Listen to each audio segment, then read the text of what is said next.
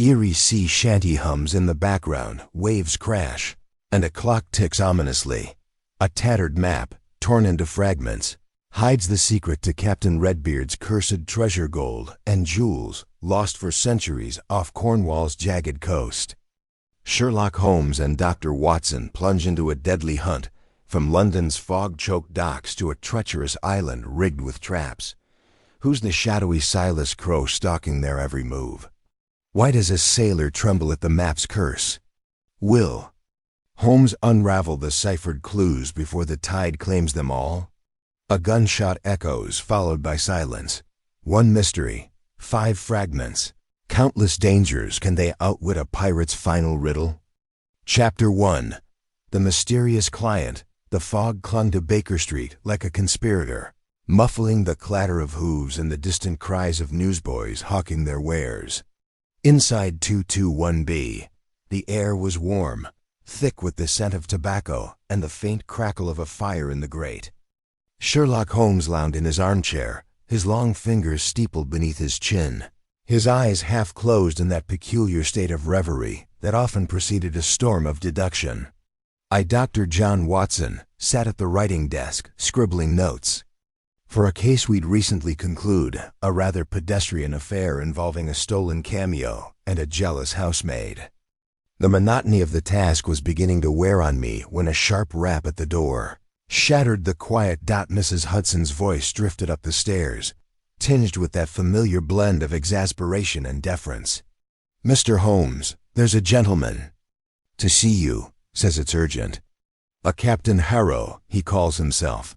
Holmes' eyes snapped open, glinting with sudden interest. "A captain, you say? Naval or merchant, I wonder?" "Show him up, Mrs. Hudson, and let's see what tempest drives him to our door." I set my pen aside, intrigued. Holmes had been restless for days, his prodigious mind chafing at the lack of a worthy puzzle. The prospect of a new case, particularly one heralded by a seafaring man, promised to stir him from his torpor. The door creaked open, and Captain Harrow stepped into the room, bringing with him the briny tang of the sea. He was a man of middle years, broad-shouldered and weathered, with a face like a craggy cliff battered by years of salt and wind. His eyes, a stormy gray, darted about the room, taking in the cluttered bookshelves, the chemical apparatus in the corner, and Holmes in passive scrutiny. His oilskin coat glistened with damp, and his boots left faint smudges of mud on Mrs. Hudson's pristine rug. In his gnarled hands he clutched a small, leather-bound parcel, tied with a frayed cord. "Mr. Sherlock Holmes?" His voice was rough, like gravel underfoot, but carried a note of urgency that set my nerves on edge. "I've heard you're the man to see when a problem's too knotty for common folk. I've got such a problem, and I'm in sore need of your help." Holmes gestured to the chair opposite him. "Sit, Captain Harrow, and tell me what brings you through this fog to Baker Street. You've the look of a man who's seen more than his share of squalls, and I suspect your tale will be no less tempestuous." Harrow sank into the chair, his bulk making it creak ominously. He placed the parcel on his lap, his fingers tightening around it as though it might sprout legs and flee. "It's about a map, Mr. Holmes," he began, his voice low, as if the walls themselves might betray him. "A map to a treasure, or so the legend goes. Captain Redbeard's hoard. They call it gold, jewels, and God knows what else, buried somewhere off the Cornish coast. I've got a piece of it, see, but it's not enough. And now there's folk after me, dark sorts who'd slit my throat for what I carry." Holmes leaned forward, his eyes narrowing to slits of quicksilver. "A pirate's map, you say? A relic of Redbeard, no less. The name is not unfamiliar. His exploits filled the penny dreadfuls of my youth. But legends are often more smoke than substance. Tell me, Captain, what makes you believe this map is genuine, and why do you fear for your life?" Harrow hesitated, his gaze flicking to me, then back to Holmes. I could see the wariness in him, the instinct of a man who'd spent years dodging danger on the high seas. "I've sailed 30 years, Mr. Holmes, from the Horn to the Indies. and I've heard my share of tall tales. But this map, it's different. I found it in a chest, tucked away in the hold of a derelict brigantine we salvaged off the Azores. The chest was old, older than anything I've seen, with carvings of skulls and serpents. Inside was this. He untied the cord and unfolded the parcel, revealing a scrap of weathered parchment, its edges frayed and stained with age. Holmes took the fragment with a reverence I'd rarely seen in him, as though it were a sacred text. The parchment was no larger than a handspan, its surface crisscrossed with faded ink lines that suggested a coastline, dotted with cryptic symbols, a crescent moon, a trident, a cluster of stars. At its center was a single word, scrawled in. A spidery hand, Redbeard. Fascinating, Holmes murmured, turning the fragment to catch the firelight. The ink is iron gall, common in the 17th century, and the parchment bears the watermark of a Dutch papermaker, circa 1660. The symbols, however, are not nautical in origin. They suggest a cipher, perhaps astrological or alchemical. But you said this is only a piece. Where is the rest? Harrow shifted uneasily. That's the rub, sir. The map was torn, likely to keep it from falling into one pair of hands. I've heard whispers of other fragments, scattered among sailors and scoundrels from here to the Caribbean. But I've no time to chase them. 3 nights ago, in a tavern in Wapping, I was set upon by 2 men-rough types, with knives and a look in their eyes like they'd seen the devil. They demanded the map, said they'd kill me if I didn't hand it over. I fought them off, but not before one of them whispered a name: Silas Crow. Holmes' lips twitched, a flicker of recognition. Crow, you say? A name that carries weight in certain circles. A smuggler, a profiteer, and if rumor holds, a man with a singular obsession for lost treasures. Go on, Captain. What else? Harrow's voice dropped to a near whisper. Since then, I've felt eyes on me, Mr. Holmes. Shadows in doorways, footsteps in alleys. I've taken to sleeping with a pistol under my pillow, but I'm no match for whoever's behind this. I need you to find the rest of the map, or at least keep me alive long enough to see what it leads to. There's treasure enough for us all, if you'll take the job. Holmes set the parchment down, his fingers drumming a restless tattoo on the arm of his chair. A tempting offer, Captain, but I am not a man swayed by gold. The puzzle, however, that intrigues me. A map in fragments, a cipher, a shadowy pursuer.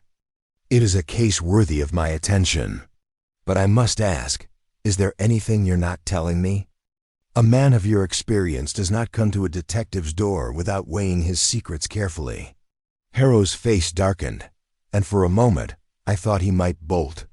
But he met Holmes' gaze, his jaw set. I've told you what I know. Mr. Holmes, the map's real, and it's brought me nothing but trouble. Will you take the case or not? Holmes smiled, a thin, predatory curve of his lips. Oh, I'll take it, Captain. But mark my words, secrets have a way of surfacing, like driftwood after a storm. Watson, fetch your coat. We have work to do. As Harrow left, promising to return the next morning, I felt a familiar thrill coursing through me. Holmes was already pacing, his mind a whirlwind of possibilities. What do you make of it, Watson? He asked, pausing to light his pipe, the smoke curling like a specter in the lamplight. A curious tale, I replied, settling back into my chair. Harrow strikes me as genuine, but there's a fear in him that goes beyond mere ruffians. And this Silas Crow, do you know him? Holmes exhaled a plume of smoke, his eyes gleaming. Know him? Not personally, but his reputation precedes him. A man of cunning and ambition, with a network of informants that rivals my own. If he's after this map, we must move swiftly. But first, we need more data. The fragment is a start, but its cipher is incomplete without context. Tomorrow we shall visit the British Museum's archives and see what we can unearth about Redbeard and his ilk. I nodded, though my mind lingered on Harrow's weathered face, the way his hands trembled ever so slightly as he spoke of the map. Do you think he's holding something back? Holmes chuckled, a low, mirthless sound. "My dear Watson, I'd wager my violin he's concealing half the story. The question is not if he's lying, but why. And that, my friend, is where our adventure begins." The next morning dawned gray and sodden, the fog thicker than ever. Holmes was up before me, poring over the map fragment with a magnifying glass, muttering about lunar phases and tidal charts. Harrow arrived promptly at 9, his face pale and drawn as though he'd slept little. He handed Holmes a folded note, its edges crumpled. "This was slipped under my door last night," he said, his voice hoarse. "No name, no address, just this." Holmes unfolded the note, his expression unreadable. I leaned over his shoulder, catching a glimpse of jagged handwriting. "Surrender the map, or the tide will carry you under." The paper smelled faintly of tar and salt, as though it had been penned on a dockside. "A theatrical touch," Holmes remarked, folding the note and slipping it into his pocket. "Our adversaries lack subtlety, but not determination.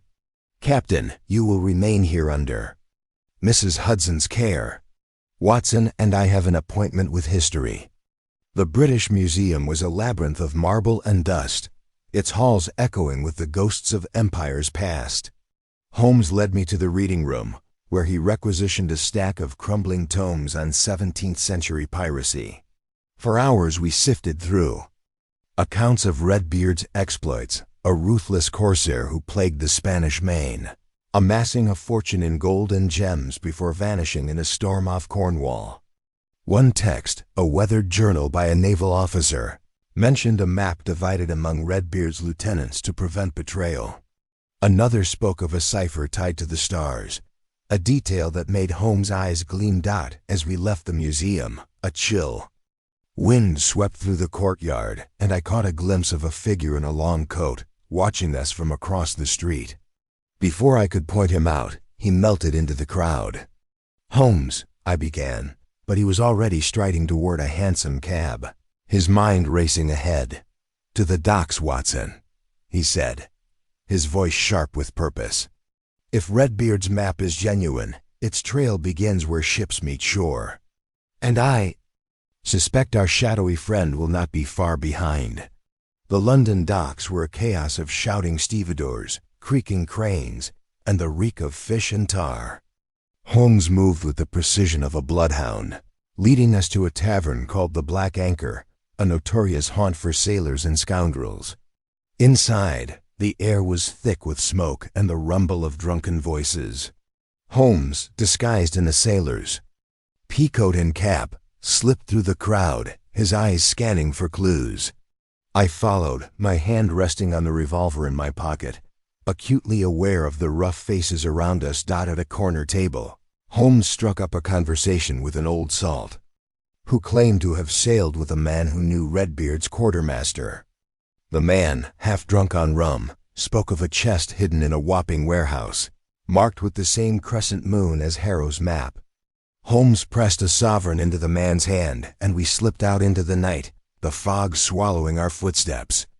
Warehouse was a hulking shadow by the river, its windows dark and boarded. Holmes picked the lock with practiced ease, and we crept inside, the air heavy with the scent of damp wood and rust. In a corner, half buried under rotting crates, we found a chest carved with skulls and serpents, its lock rusted but intact. Holmes knelt beside it, his fingers tracing the crescent moon etched into the lid. "A match for Harrow's fragment," he murmured. "But we are not alone." A creak from the shadows confirmed his words. I spun, revolver in hand, as three figures emerged, hulking men with knives glinting in the dim light. "Hand over the map, Mr. Holmes," one growled, his voice thick with a Cornish accent, "or we'll gut you like fish." Holmes rose, his demeanor calm as a still sea. "Gentlemen, I propose a more civilized exchange. Tell me who sent you, and I may spare you the indignity of Scotland Yard's hospitality." The leader lunged, but Holmes was faster, sidestepping and delivering a precise blow to the man's wrist, sending his knife clattering. I fired a warning. shot into the ceiling, and the other two froze. In the chaos, Holmes seized a crowbar and pried open the chest, revealing a bundle of papers, but no map. The papers were shipping manifests dated 1662, listing a cargo bound for Cornwall under Redbeard's command. The attackers fled into the night, and Holmes pocketed the manifests, his face alight with triumph. Not the prize we sought, Watson, but a thread in the tapestry. These papers confirm Redbeard's route. We must return to Harrow and press him for the truth. Back at Baker Street, Harrow was waiting, his face ashen. Holmes laid the manifests before him, his voice cold. "Captain, your map is genuine, but your story is not. These papers suggest Redbeard's treasure was never meant to be found by one man alone. What are you hiding?" Harrow's shoulders slumped, and for the first time he looked defeated. "I didn't lie, Mr. Holmes, but I didn't tell all. The map, it's cursed, or so the old sailors say. Every man who's held a piece of it has met a bad end.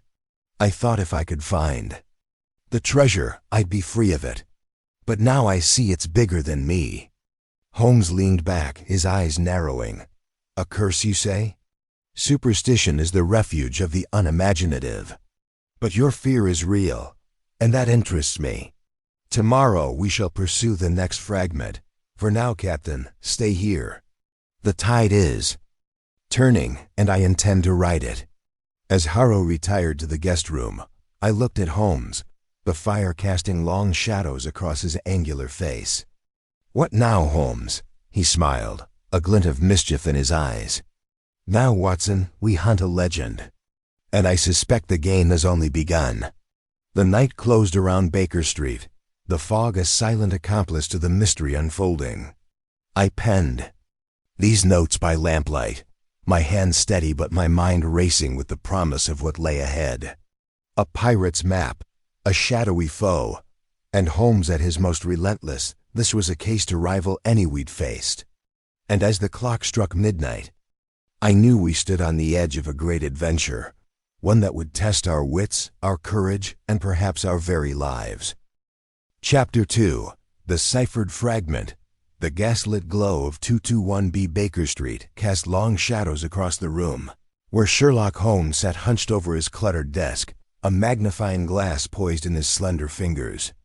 The air was thick with the scent of pipe tobacco and the faint mustiness of old books, their spines sagging under the weight of forgotten knowledge. Before him lay the weathered fragment of Captain Harrow's pirate map, its edges frayed and stained with the briny residue of 100 storms. Dr. John Watson, seated in his armchair by the fire, watched his friend with a mixture of curiosity and impatience, his notebook open but untouched, the pen idle in his hand. Holmes' eyes, sharp as a hawk's, darted across the parchment. It was no larger than a quarto sheet, its surface a patchwork of faded ink and cryptic markings. The map depicted a jagged coastline, with a single word scrawled in an unsteady hand, Redbeard. Below it, a series of lines and dots formed the pattern that seemed to defy logic, like the ramblings of a fevered mind. Yet to Holmes, it was a puzzle, a cipher begging to be unraveled, and his mind hummed with the thrill of the challenge. "Watson," he said abruptly, his voice cutting through the silence, "fetch me the naval charts from the shelf, third volume from the left, if you please. And the cipher compendium by Vigenère, if you can find it amidst the chaos." Watson rose, stifling a yawn. The hour was late, and Captain Harrow's visit earlier that evening had left him uneasy. The sailor's weathered face, etched with lines of hardship, and his furtive glances toward the window, had suggested a man pursued by more than just memories. Yet Holmes had accepted the case with a gleam in his eye, as if the sailor's tale of a lost pirate's treasure were a personal invitation to a grand game. As Watson retrieved the requested volumes, Holmes leaned closer to the map fragment, his magnifying glass tracing the edges. "There," he murmured, almost to himself. "Do you see it, Watson? The ink along the border, it's not merely decorative. It's deliberate, a pattern within a pattern." Watson set the books on the desk and peered over Holmes' shoulder. To his untrained eye, the map's edges bore nothing but faint scratches, like the marks of a careless quill. "I see nothing but scribbles, Holmes. Surely this is just wear from years at sea?" Holmes' lips twitched into a faint smile, the kind that signaled he was several steps ahead. "Scribbles, you say? No, my dear Watson, these are no accident. They are a cipher, a message hidden in plain sight. Observe the repetition of these short and long strokes, Morse, perhaps, or a variant thereof. And these dots, they form sequence, a code within the code. This map is more than a guide to treasure. It is a riddle wrapped in parchment." He seized a pencil and began jotting notes on a scrap of paper, his hand moving with the precision of a surgeon. Watson watched, fascinated, as Holmes transcribed the strokes into a series of letters. "Lo and do key case." He paused, his brow furrowing. "London docks," he said softly. "The cipher points us to the waterfront. But there's another layer, I suspect. These dots. They resemble a grid, a coordinate system, perhaps." Watson frowned, glancing at the map. "London docks? That's a vast place, Holmes. Miles of wharves, warehouses, and taverns. How do we even begin to search?" Holmes leaned back, steepling his fingers. "Patience, Watson. The map is incomplete, as Harrow admitted, but this cipher is our first clue. The docks are no mere backdrop. They are the stage for the next act. We must seek a specific point, a ship, a warehouse, or perhaps a forgotten relic of Redbeard's time. The naval charts will confirm the historical docks, and the Victorian compendium may help with the secondary cipher." He opened the naval charts, their pages yellowed and brittle, and traced a finger along the Thames winding path. In Redbeard's era, late 17th century, if Harrow's tale holds, the docks were smaller, concentrated around Wapping and Shadwell. A pirate like Redbeard would have needed a discreet berth, away from the Navy's prying eyes. "Let us hypothesize a hidden dock, perhaps one used by smugglers or privateers." Watson nodded, though his mind was still grappling with the cipher's complexity. "And the dots? What do they signify?" Holmes tapped the map. "They may correspond to a location within the docks, a specific pier, a warehouse number, or even a ship's berth. But first, we must decode the full cipher. The Victorian method, I suspect, given the era and the map's sophistication." For the next hour, Holmes worked in silence, his pencil scratching furiously as he applied the Victorian cipher, testing keywords drawn from pirate lore: Redbeard, treasure, cutlass. Watson, unable to keep pace, busied himself with making tea. Though his eyes kept drifting to the map, its mysteries taunting him. At last, Holmes let out a triumphant "Aha!" and held up his notes. "The keyword is cutlass," he declared. The dots resolve into a second message: Logbook, Pier 7, Old Crane. Pier 7, Watson, at the old Wapping dockyard. And a logbook likely from Redbeard's ship, the Black Serpent. "That is our next destination." Watson's heart quickened. "Pier 7? That's in the heart of the docks, isn't it? A rough place even now." "Precisely," Holmes replied, his eyes gleaming. "Which is why we must depart at once. The fog is thick tonight, a perfect cloak for our investigation, and for those who may wish to thwart it. The London docks at midnight were a labyrinth of shadows and secrets. The fog rolled in from the Thames, a gray shroud that muffled the creak of moored ships and the distant shouts of dock workers. Holmes and Watson moved swiftly through the narrow alleys, their footsteps echoing on the slick cobblestones. Holmes wore a dark overcoat, his deerstalker pulled low, while Watson clutched his service revolver beneath his cloak, his senses heightened by the memory of Captain Harrow's fear. They reached Pier 7, where the skeletal frame of an ancient crane loomed like a gnarled finger pointing to the sky. The air smelled of tar and salt water, mingled with the faint tang of rotting fish. Warehouses lined the waterfront, their windows dark and shuttered. save for one where a faint flicker of lamplight betrayed activity within. Holmes paused, his gaze sweeping the scene. "There," he whispered, pointing to a dilapidated warehouse, marked with a faded 7. "The logbook, if it exists, will be inside. But we must tread carefully, Watson. I sense we are not alone." Watson nodded, his hand tightening on his revolver. They approached the warehouse, its door hanging ajar on rusted hinges. Inside, the air was damp and heavy, the floor littered with broken crates and coils of frayed rope. A single lantern hung from a beam, casting a dim glow over a cluttered table strewn with papers and nautical instruments. Holmes moved to the table, his fingers sifting through the debris. Old manifests, bills of lading, nothing of note. But this, he lifted a leather-bound volume, its cover embossed with a serpent coiled around a dagger, the logbook of the Black Serpent. Redbeard's own record, if I'm not mistaken. He opened it, revealing pages filled with meticulous entries in a spidery hand.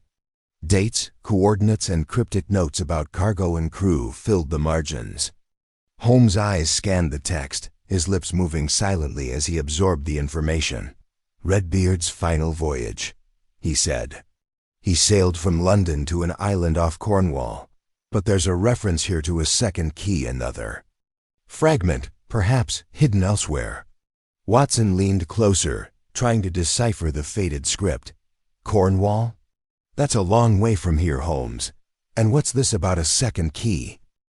Before Holmes could answer, a shadow flickered at the edge of the lantern's light.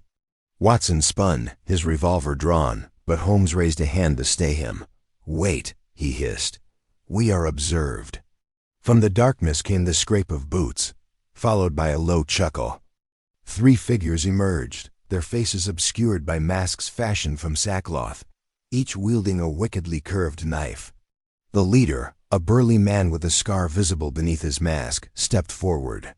"You're a long way from Baker Street, Mr. Holmes," he growled. "Hand over the logbook, and maybe we let you walk away." Holmes' expression remained calm, almost amused. "And you, sir, are a long way from subtlety. Who sent you? Silas Crow, perhaps? Or does Captain Harrow have more enemies than he let on?" The leader snarled, lunging forward with his knife. Watson reacted instinctively, shoving Holmes aside and firing a warning shot into the rafters. The sound echoed like thunder, momentarily, stunning the assailants. Holmes seized the moment, grabbing a coil of rope and hurling it at the leader's legs, sending him sprawling. Watson grappled with a second attacker, his military training evident as he landed a solid punch, but the third man's knife grazed his arm, drawing a thin line of blood. "Watson!" Holmes shouted, diving into the fray. With a swift motion, he disarmed the third man, using the attacker's own momentum to send him crashing into a stack of crates. The leader, untangled from the rope, scrambled to his feet and fled into the fog, his companion stumbling after him. Breathing heavily, Watson clutched his arm, the wound shallow but stinging. "Damn it, Holmes, they came out of nowhere. Who were they?" Holmes retrieved the logbook, tucking it into his coat. "Hired thugs, likely in Crow's employ. They knew we'd be here, which suggests Harrow's fears were not unfounded. Someone is watching our every move." He examined Watson's arm, his expression softening. "You're wounded, but it's superficial. We'll tend to it back at Baker Street." Watson grimaced but nodded. "And the logbook? Did it tell us anything useful?" Holmes' eyes gleamed with that familiar spark of discovery. "Oh yes, Watson. It tells us Redbeard's treasure is no myth, and the next piece of the puzzle lies in Cornwall. But more than that, it tells us we're playing a dangerous game, one where the stakes are higher than gold." As they slipped back into the fog, the warehouse silent behind them, Watson felt the weight of the adventure settling on his shoulders. The map, the cipher, the ambush, all were threads in a tapestry Holmes was only beginning to unravel. And though his arm throbbed and the night was far from over, Watson knew he would follow his friend to the ends of the earth. or at least to the wild cliffs of Cornwall, to see this mystery through. The journey back to Baker Street was fraught with tension, the fog seeming to pulse with unseen eyes. Holmes was silent, his mind no doubt racing through the implications of the logbook's contents. Watson, nursing his wound, replayed the ambush in his mind, wondering how close they had come to disaster. The logbook, now safely tucked in Holmes' coat, felt like a talisman, both a promise of answers and a harbinger of danger. Back in their rooms, Holmes spread the logbook on the table, its pages illuminated by the flickering gaslight. "Look here, Watson," he said, pointing to a passage dated 1698. "Redbeard writes of a star-guided path and a haven of stone. The second fragment, I wager, is tied to these clues. The symbols on the map, those dots and lines, may correspond to a celestial chart, a guide to the island mentioned in the log." Watson bandaged his arm, wincing as he tied the knot. "Celestial navigation? That's a bit beyond my ken, Holmes. But if it's Cornwall we're headed for, what's our next move?" Holmes lit his pipe, the smoke curling around him like a second fog. "We consult an expert in the stars. Professor Langley at Greenwich Observatory will know these symbols. And we must be wary. Watson Crow's men will not stop at a single ambush. They want the map, and they want us out of the way." Watson nodded, his resolve hardening. "Then we'd best be ready for them. When do we leave?" Holmes smiled, a glint of mischief in his eyes. "At dawn, Watson. The game is afoot, and the next move is ours." As the fire crackled and the night deepened, Watson felt a surge of anticipation. The ciphered fragment had opened a door to a world of danger and discovery, and with Holmes leading the way, there was no turning back. Chapter 3. The Dockyard Secret.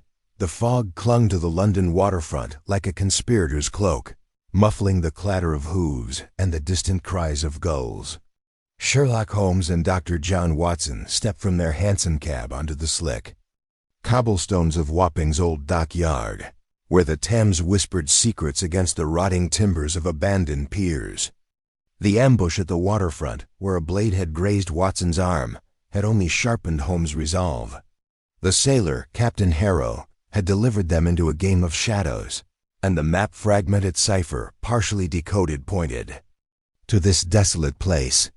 Holmes' gray eyes, sharp as a hawk's, scanned the skeletal remains of cranes and warehouses, their silhouettes looming like ghosts in the mist. "Watson," Holmes murmured, his voice low, "stay close. The air here reeks of treachery."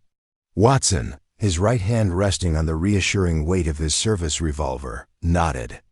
The wound on his arm throbbed beneath its hasty bandage, but his soldier's instinct kept him alert. "You think our assailants from last night are still about?" he asked, his breath clouding in the chill. Holmes' lips twitched in a faint smile. "Not the same men, perhaps, but their purpose lingers. That attack was no random act of thuggery. Someone knows we hold the fragment, and they want it." They moved forward, boots crunching against the gravel-strewn path. The dockyard was a labyrinth of decay. Rusted chains dangled from pulleys, and half-sunken barges listed in the murky water. The cipher on the map fragment had mentioned a keeper of the tide, a cryptic phrase Holmes had linked to the logbook of a ship called the Black Gull, last docked here decades ago. If his deductions were correct, the logbook held the next clue to Redbeard's treasure. The pair approached a crumbling warehouse, its windows boarded and its iron doors pitted with rust. Holmes paused, crouching to examine a faint scuff in the dirt, a boot print, fresh and deep, with a distinctive notched heel. "Recent," he said, tracing the mark with a gloved finger. "Someone has been here within the hour. We are not alone." Watson tightened his grip on his revolver. "Then we'd best be quick about it." Holmes pushed open the warehouse door, which groaned on its hinges like a dying beast.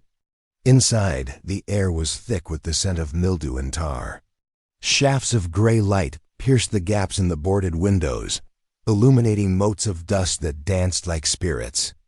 The floor was littered with broken crates and coils of frayed rope, But Holmes' attention fixed on a far corner, where a stack of barrels stood oddly aligned, as if placed to conceal something. "Observe, Watson," Holmes said, striding toward the barrels. "Their arrangement is too precise for a place so chaotic. A deliberate screen." He tapped one barrel with his cane, producing a hollow thud. With a deft movement, he shifted it aside, revealing a trapdoor set into the floor, its edges caked with grime but its hinges oiled and gleaming. "Aha," he murmured, his eyes alight. "The keeper of the tide guards his secrets well." Watson knelt beside him, helping to lift the trapdoor. It opened with a reluctant creak, revealing a narrow staircase descending into darkness. A faint, briny draft wafted up, carrying the tang of the river. Holmes produced a small lantern from his coat, struck a match, and lit it, casting a warm glow that barely pierced the gloom below. "After you, Holmes," Watson said, half in jest. Though his hand remained near his revolver, Holmes descended first, his long frame moving with the grace of a cat. Watson followed, the wooden steps creaking under his weight. At the bottom, they found a low-ceilinged chamber, its walls damp and glistening with seepage. The air was heavy, oppressive, as if the river itself pressed against the stones. In the center of the room stood a rusted iron chest, its surface etched with a crude carving of a gull in flight, the emblem of the black gull. Holmes knelt before the chest, examining the lock.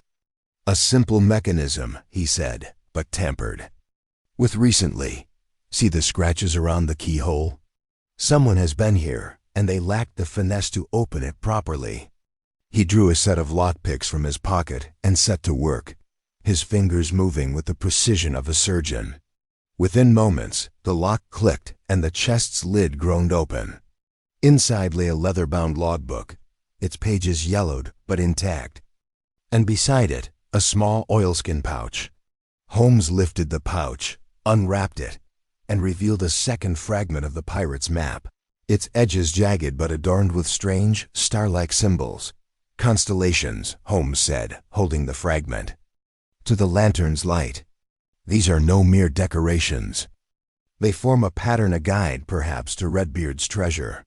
Watson leaned closer, squinting at the symbols. "They look like stars, but I'm no sailor. Could they point to a specific place?" "Indeed," Holmes replied, his voice tinged with excitement.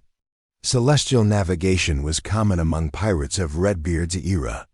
These symbols likely correspond to a specific latitude or landmark, visible only under certain skies. We shall need an expert to confirm it."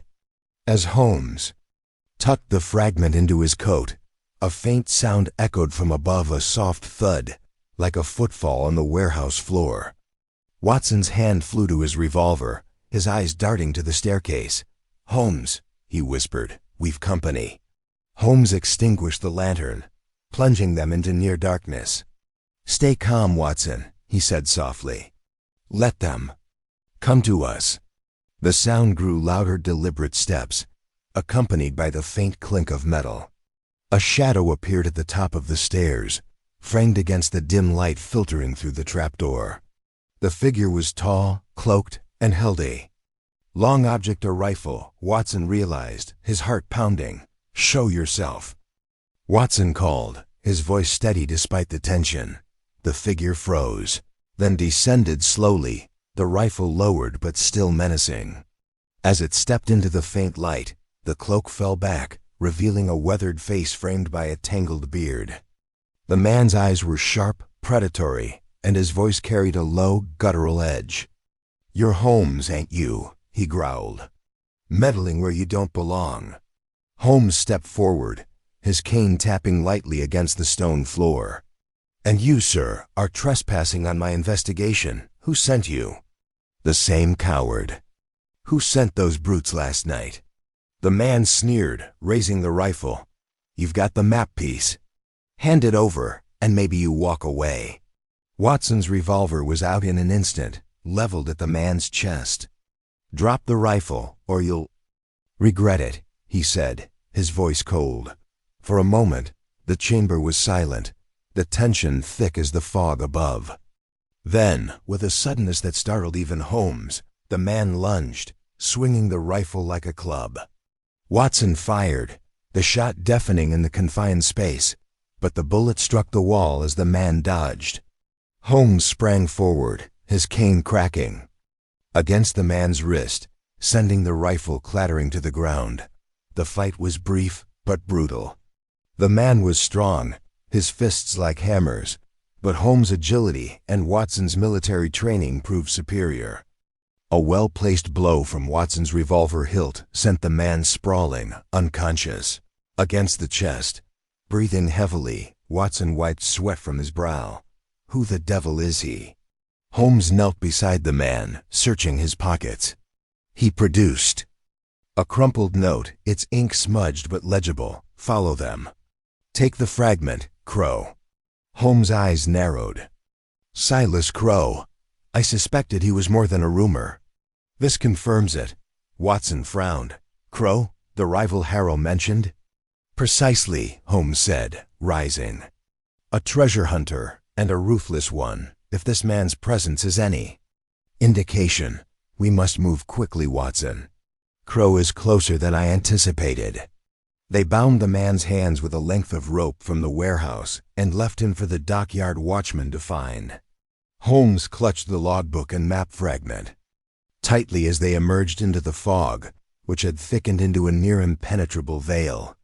The dockyard seemed to shift around them, its shapes distorted by the mist, and Watson felt a prickle of unease as they made their way back to the main path.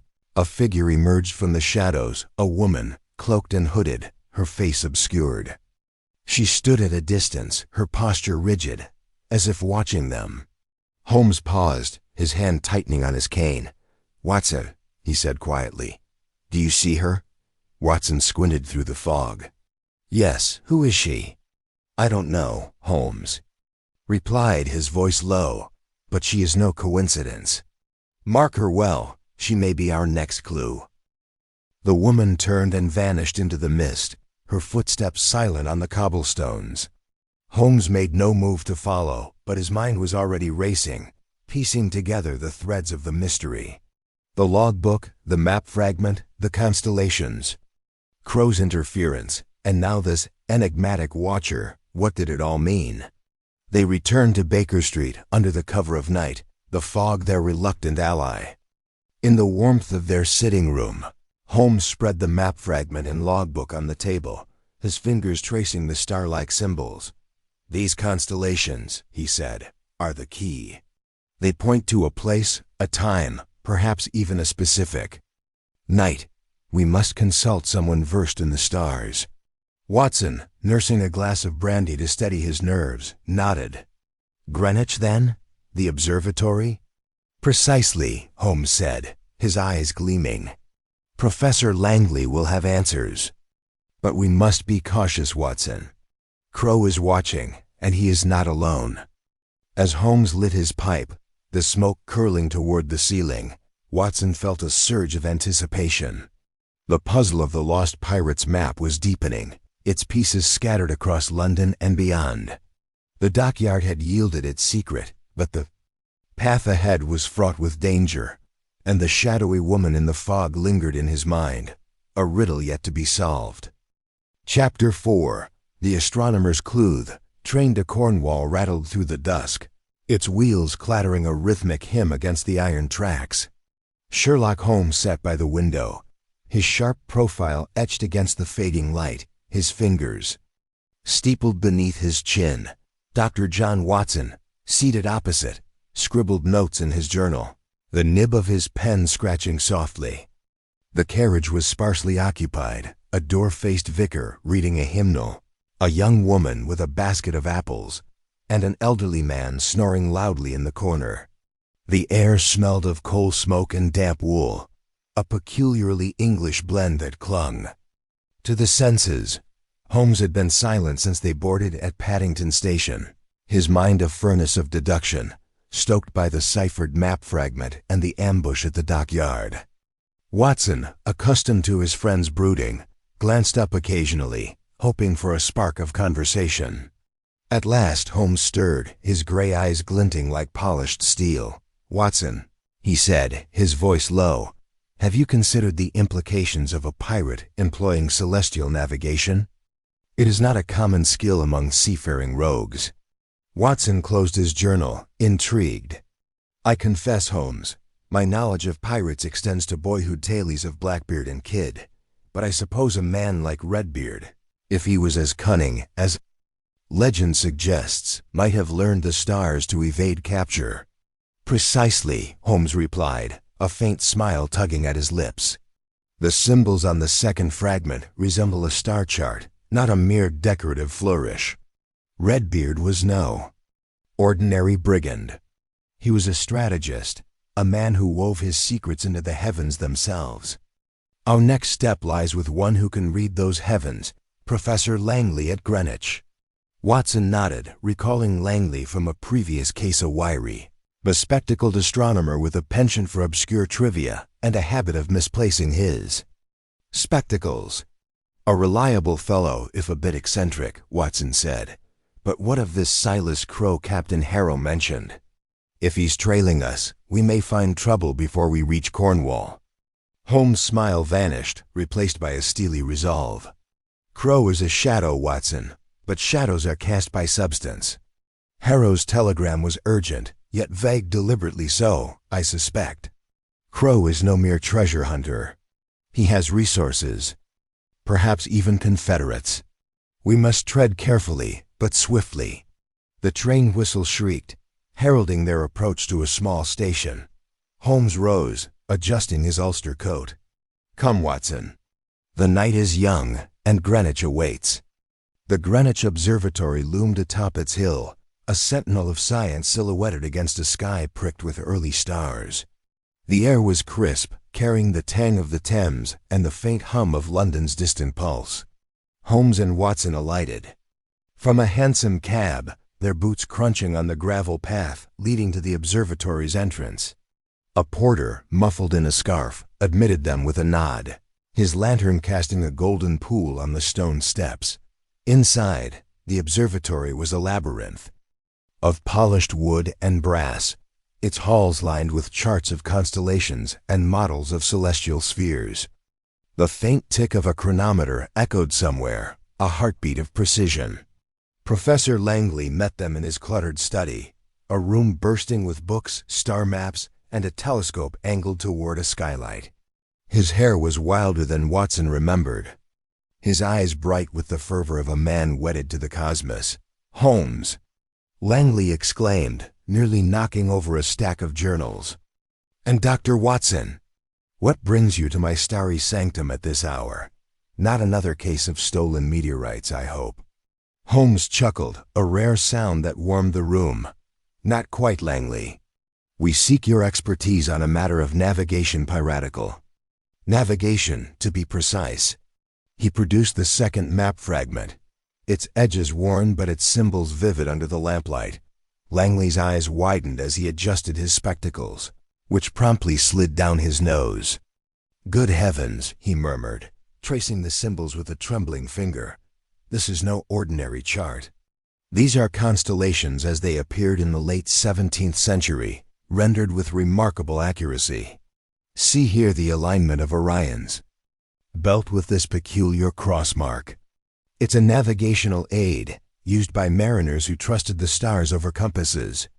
Watson leaned closer, fascinated. "A pirate star chart? How extraordinary, but what does it point to?" Langley scurried to a shelf, pulling down a leather-bound tome titled Navigatio Stellata. He flipped through its pages, muttering to himself, until he paused at an illustration of a jagged coastline. "This crossmark corresponds to a specific latitude and longitude, visible only under certain stellar conditions. I'd wager it points to an island off the Cornish coast, Blackthorn. Isle, a place steeped in legend. Pirates favored it for its hidden coves and treacherous reefs." Holmes' eyes narrowed. "Blackthorn Isle," he repeated, committing the name to memory. "And the conditions required to locate this point?" Langley tapped the map. "A clear night, a sextant, and a precise observation of Orion's belt at its zenith. The next such alignment occurs in 3 days' time during a new moon. You'll need to be on the coast, ideally near Penzance, to take the reading. Watson exchanged a glance with Holmes, sensing the urgency. 3 days, he said. That's a tight window, especially if Crow is on our trail. Langley frowned, pushing his spectacles up. Crow? You mean Silas Crow, the antiquarian? I met him once at a lecture on nautical relics. A cold fish, that one asked me about pirate charts, but I thought it mere curiosity. If he's involved, be wary. He has a reputation for ruthlessness in academic circles. Holmes' expression hardened. Your insight is invaluable, Langley. We shall depart for Cornwall at once. One final question. Have you seen this symbol before? He pointed to a faint sigil on the fragment's corner. A crescent moon pierced by a dagger. Langley paled, his hand trembling. That's the mark of the Order of the Saffron Veil, a secret society from Redbeard's era. They were said to guard his treasures, swearing oaths of blood to protect his secrets. If this map bears their mark, you're not just hunting treasure, you're unraveling a conspiracy. The room fell silent, the chronometer's tick suddenly deafening. Holmes folded the fragment carefully, his mind racing. Thank you, Langley. Keep this between us. Watson, we have a train to catch. The journey to Penzance was fraught with tension. The train, a midnight express, sliced through the countryside, its compartments dimly lit by flickering gas lamps. Holmes and Watson shared a private compartment, but sleep eluded them. Watson's knife wound from the dockyard ambush throbbed faintly, a reminder of their peril. Holmes, meanwhile, pored over his sketch of the map's symbols, muttering about declinations and azimuths. Holmes. Watson ventured, breaking the silence. This Order of the Saffron Veil troubles me. If they're still active, we're not just facing Crow's hired thugs. We're up against fanatics. Holmes glanced up, his gaze piercing. Fanatics are predictable, Watson. Their devotion blinds them to subtlety. The Order, if it exists, will reveal itself through its actions. For now our focus is Blackthorn Isle. The map's clues converge there, and I suspect the next fragment awaits us. A sudden jolt rocked the train, followed by a screech of brakes. Watson grabbed his revolver, his heart pounding. Holmes was already at the window, peering into the darkness. A signal stop, he said, but his tone was wary. Stay alert. The compartment doors slid open, revealing a conductor, his face pale. Beg pardon, sirs, but there's trouble ahead.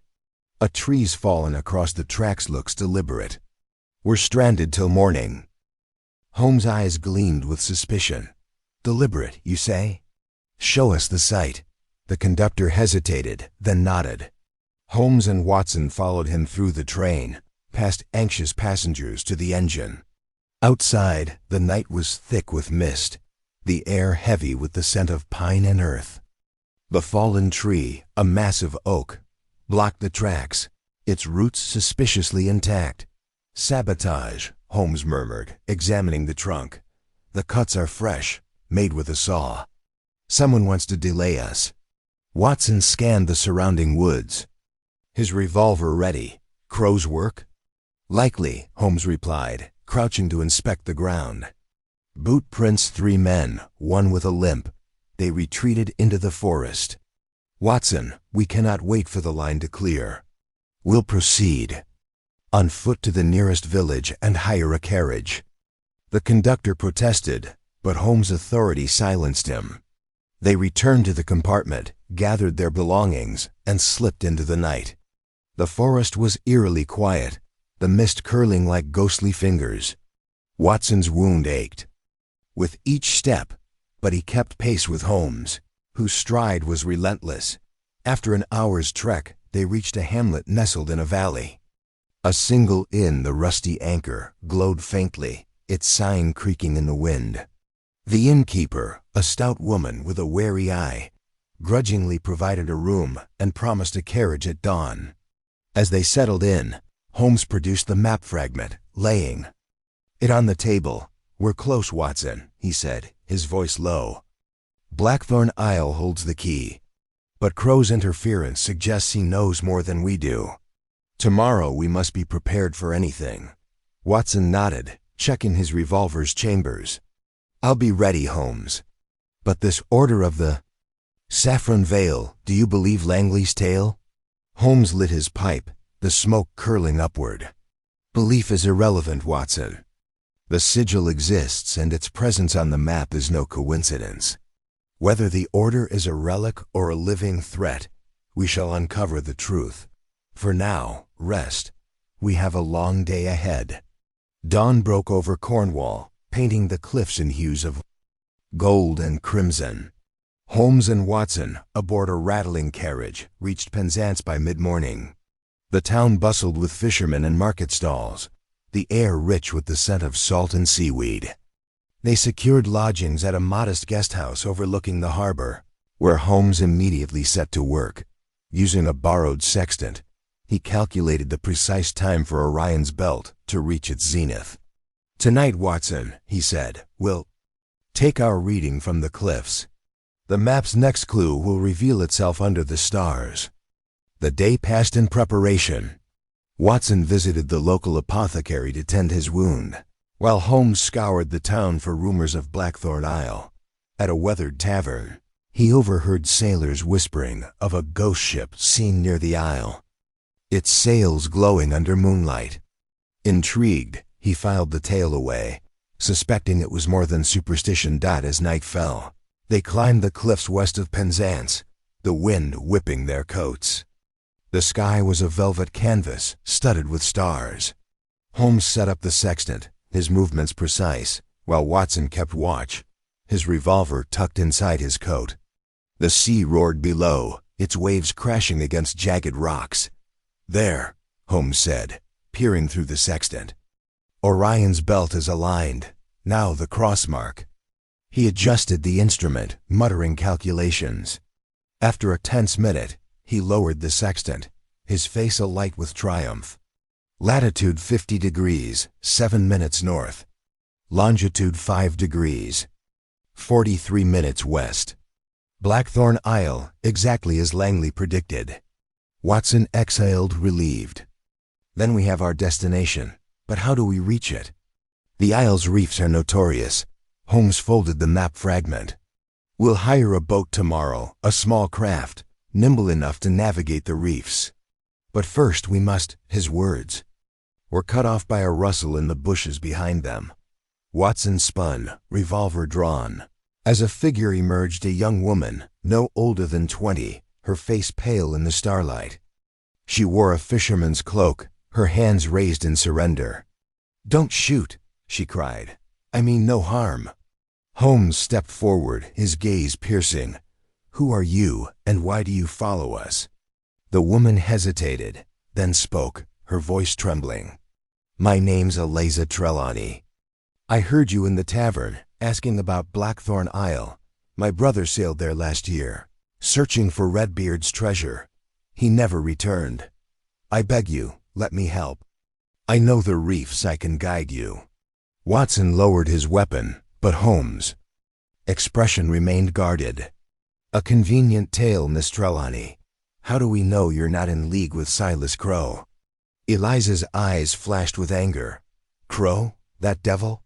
He came to Penzance months ago, offering gold for maps of the Isle. My brother trusted him, and now he's gone. I want justice, Mr. Holmes, not treasure." Holmes studied her, his mind weighing her words. At last he nodded. "Very well, Miss Trelawney. You may join us, but know this: I tolerate no deception. Prove your worth, and we shall seek your brother's fate together." Eliza nodded, relief flooding her face. "Thank you. I won't let you down." The trio descended the cliffs, the stars burning above. Watson felt a surge of unease, wondering if Eliza was friend or foe. Holmes, however, seemed invigorated, as if the puzzle had grown more intricate and thus more enticing. The next morning, Eliza led them to a weathered skiff moored in a hidden cove. Its hull was patched but sturdy, and Eliza handled the tiller with practiced ease. As they sailed toward Blackthorn Isle, the sea was a restless beast, its waves capped with foam. Holmes studied the map fragments while Watson kept watch for pursuers. "Eliza," Watson said, breaking the silence, "what did your brother find on the isle?"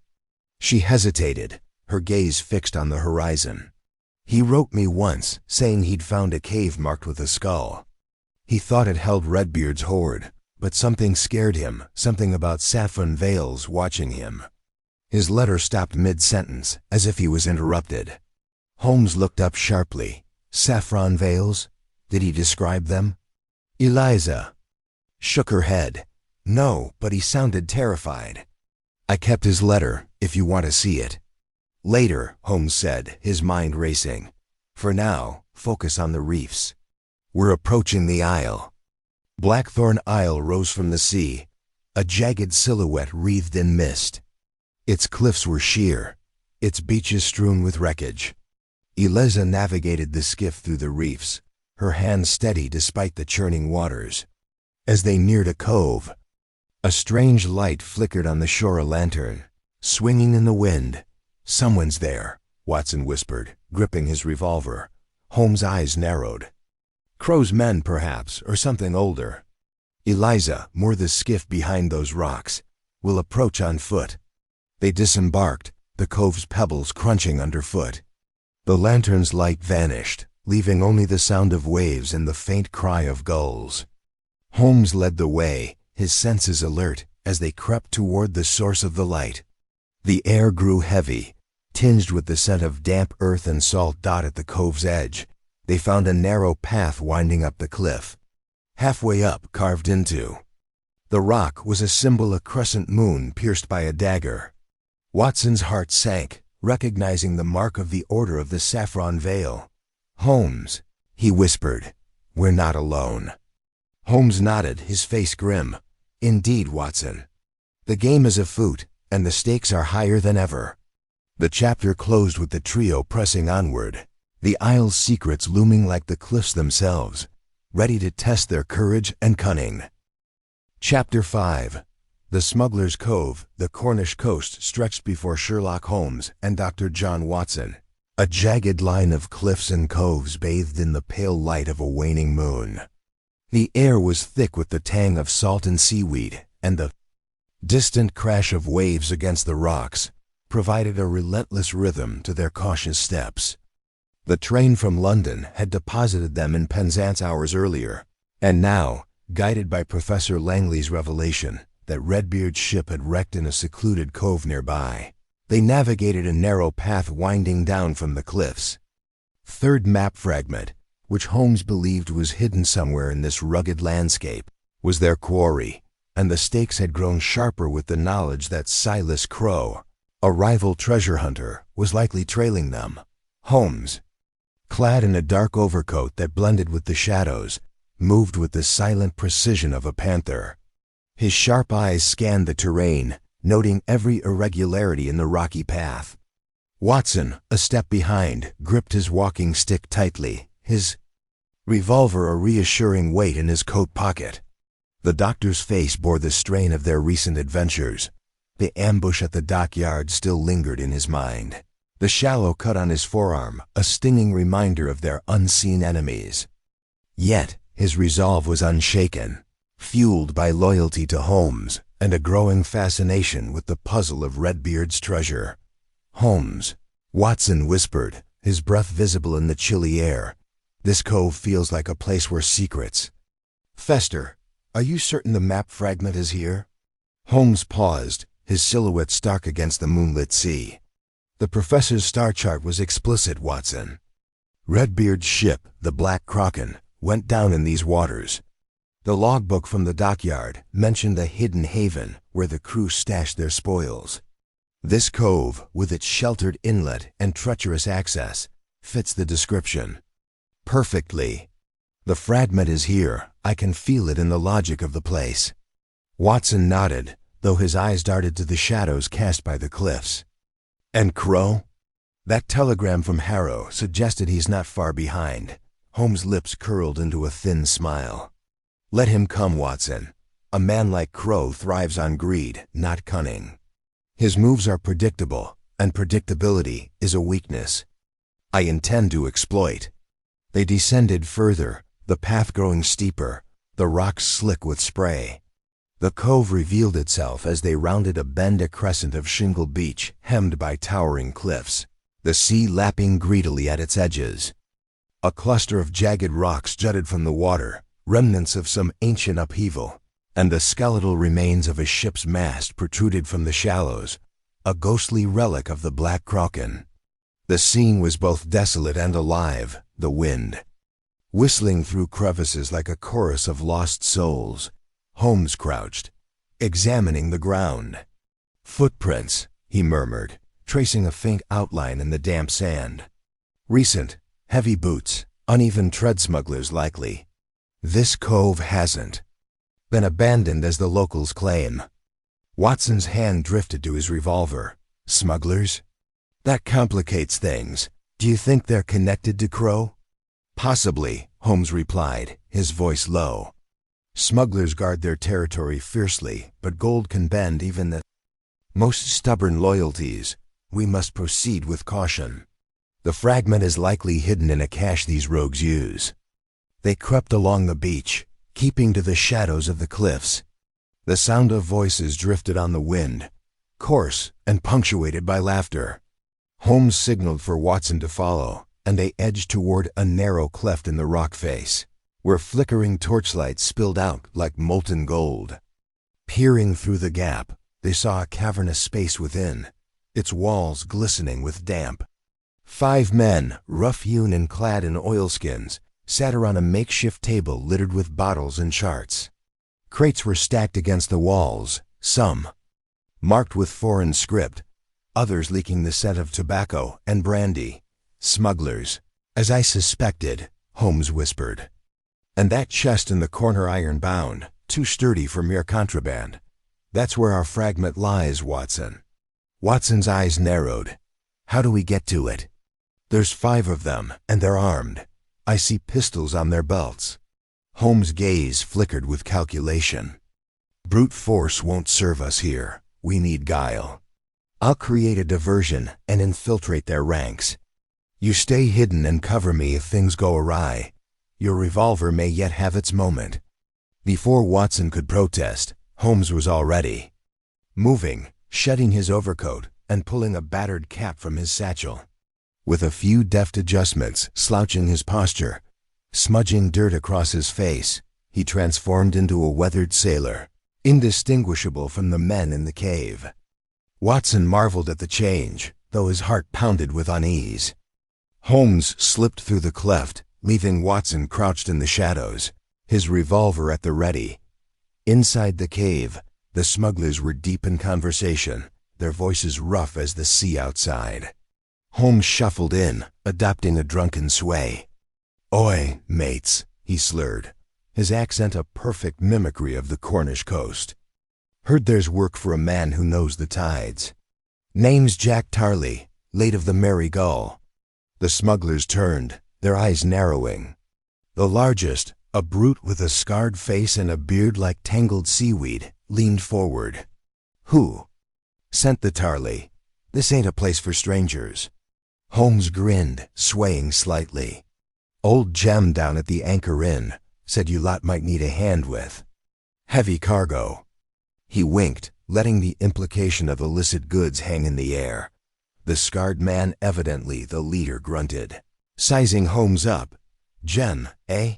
He's a loose-lipped fool, but he knows his men. Sit, Tarley. We're planning a run tonight. French brandy, finest quality." Holmes took a seat, his eyes subtly scanning the chest. It was padlocked, its iron bands gleaming in the torchlight. He needed to get closer, but the smugglers' attention was fixed on him, their suspicion not yet dispelled. He leaned back, feigning ease. "Fine night for a run. Though I heard talk in Penzance some toff named Crow's been sniffing around these parts. Trouble, that one." The name dropped like a stone into still water. The smugglers exchanged glances, and a wiry man with a missing ear spat on the floor. "Crow's a snake," Paid us to keep eyes on this cove, but he don't own us. Wants something buried here, won't say what." Holmes' pulse quickened, though his face remained a mask of indifference. "Buried, eh? Gold, maybe?" "I sailed with a crew once, swore they found pirate loot off these cliffs." The scarred leader laughed, a harsh bark. "Pirate loot? Fairy tales, Tarly. But crows got coin, and we don't ask questions. That chest there." He jerked a thumb toward it. "He's keen on it. Locked tight, and we ain't got the key. Says he'll come for it soon." Holmes nodded, sipping from a proffered bottle to maintain his guise. His mind raced. Crow was indeed behind the smugglers, using them as pawns to guard the fragment until he could claim it. The chest was the key, but opening it without arousing suspicion would be a challenge. He needed a distraction, something to scatter the smugglers and give him a moment alone. Outside, Watson watched through the cleft, his nerves taut. Holmes' disguise was flawless, but the situation was precarious. The smugglers outnumbered him, and any misstep could turn deadly. Watson's eyes flicked to the crates, noting a small keg labeled gunpowder tucked in a corner. An idea formed, reckless, but effective. If he could create a controlled explosion, it might draw the smugglers out, giving Holmes his chance. Watson crept along the cliff face, staying low. The keg was just inside the cave's entrance, partially obscured by crates. He drew his knife, carefully prying the lid open to expose the coarse black powder within. Using a length of twine from his pocket, he fashioned a crude fuse, his hands steady despite the danger. He lit a match, shielding it from the wind, and touched it to the twine. The fuse hissed, and Watson scrambled back to his hiding spot, praying the explosion would be small enough to avoid catastrophe. Inside, Holmes sensed the shift in the air, a faint acrid scent that cut through the cave's dampness. His eyes darted to the entrance, catching the flicker of a spark. Watson, he realized, was making his move. He leaned forward, clapping the scarred leader on the shoulder. "Tell the what, mates. Let's drink to the next haul. I've got a song from the merry gull lifts the spirits." The smugglers, warmed by the liquor, roared approval. Holmes launched into a bawdy shanty, his voice loud and off-key, drawing their attention. As the first verse ended, a muffled boom echoed from the cave's entrance, followed by a cloud of smoke. The smugglers leapt to their feet, cursing, and drawing pistols. "Fire!" the wiry man shouted. "The powder's gone up. Out now!" The leader bellowed, and the group rushed toward the entrance, leaving Holmes alone by the table. He moved swiftly to the chest, pulling a set of lockpicks from his sleeve. The padlock was old but sturdy, its mechanism resisting his efforts. Outside, shouts and gunfire erupted as the smugglers encountered Watson's diversion. Holmes worked faster, his fingers deft, until the lock clicked open. Inside the chest lay a tangle of papers, coins and a folded parchment sealed with red wax. Holmes snatched the parchment, recognizing the same weathered texture as the previous fragments. He tucked it into his coat, relocked the chest, and slipped toward the cave's rear, where a narrow passage led to the cliffs. The smuggler's chaos would cover his escape, but he needed to find Watson outside. Watson had taken cover behind a boulder, his revolver drawn. The smugglers were firing wildly into the dark, mistaking the explosion for an attack. He caught sight of Holmes emerging from the cave's rear, his figure a shadow against the cliffs. Watson signaled, and they rendezvoused at the base of the path, the smugglers' shouts fading as they pursued phantom attackers. "Holmes, you're intact," Watson panted, relief flooding his voice. "Did you get it?" Holmes held up the parchment, his eyes glinting with triumph. "The third fragment, Watson. Your diversion was inspired, though I'd advise less enthusiasm with gunpowder next time." Watson grinned, despite the adrenaline. "It worked, didn't it? But we're not out of this yet. Those smugglers will realize they've been duped." "Then we move," Holmes said, already striding up the cliff path. Crow's men will be close, and this fragment brings us one step nearer to Redbeard's treasure. We head for the lighthouse. Mentioned in the cipher, a beacon of 3 flames. It's our next marker. The climb was treacherous, the path crumbling underfoot, but Holmes and Watson pressed on, the fragment secure in Holmes' pocket. Behind them, the cove burned with the smugglers' confusion, their torches flickering like stars in the night. Above, the cliffs loomed, and beyond them, the promise of the next clue. Silas Crow was out there, his shadow lengthening with every step they took, but Holmes' mind was alight with the thrill of the chase. The game was afoot, and the puzzle of the lost pirate's map was unfolding, one perilous piece at a time. As they reached the cliff's edge, a distant shout echoed from the cove, sharp and angry. The smugglers had discovered the empty chest. Holmes quickened his pace, his coat flapping in the wind. "Hurry, Watson," he said, his voice steady but urgent. "The night is not yet done with us." They vanished into the darkness, the sea, roaring below, carrying the weight of their discovery and the danger that followed. Chapter 6. The ghostly lighthouse the Cornish coast stretched before Sherlock Holmes and Dr. John Watson like a canvas of jagged cliffs and churning seas, painted in hues of slate and foam under a sky bruised with storm clouds. The wind howled, carrying the tang of salt and the distant cry of gulls. Their boots crunched against the shingle as they followed the winding path from the smuggler's cove, the third map fragment safely tucked in Holmes' coat pocket. The fragment's cryptic reference to a beacon of 3 flames had led them here, to a forsaken lighthouse perched precariously on a rocky promontory, its silhouette stark against the roiling horizon. Holmes paused, his sharp eyes scanning the structure. The lighthouse was ancient, its whitewash peeling like skin from a corpse, its iron lantern room rusted and tilting slightly, as if bowing to the relentless sea. Local lore, whispered in the village inn the previous night, spoke of a ghostly keeper who wandered its spiral stair, his lantern casting 3 eerie flames that danced without wind. Watson, ever the skeptic of the supernatural, had dismissed the tales as fanciful, but the desolate scene before them now stirred an uneasy prickle at the back of his neck, an intriguing puzzle. "Watson," Holmes remarked, his voice cutting through the wind's wail. "A beacon of 3 flames, hardly a natural phenomenon. I suspect a mechanical contrivance, perhaps a lens or prism, designed to project light in a manner most peculiar. Shall we investigate?" Watson adjusted his grip on his revolver, his grazed arm from the dockyard ambush still tender but serviceable. "I'd rather face a machine than a ghost, Holmes. But this place has a devilish look about it. We'd best be cautious." Holmes' lips twitched in a faint smile. "Caution, my dear Watson, is the companion of wisdom. Come, let us unravel this spectral riddle." The path to the lighthouse was treacherous, slick with seaweed, and littered with jagged stones. The sea roared below, sending sprays of icy water that stung their faces. As they approached, the door to the lighthouse loomed, its wood warped and splintered, secured by a rusted padlock. Holmes produced a small leather case from his pocket, extracting a set of lockpicks with the precision of a surgeon. Within moments, the lock yielded with a groan, and the door creaked open, revealing a dark, musty interior. The air inside was thick with the scent of mildew and salt, and the faint drip of water echoed somewhere in the shadows.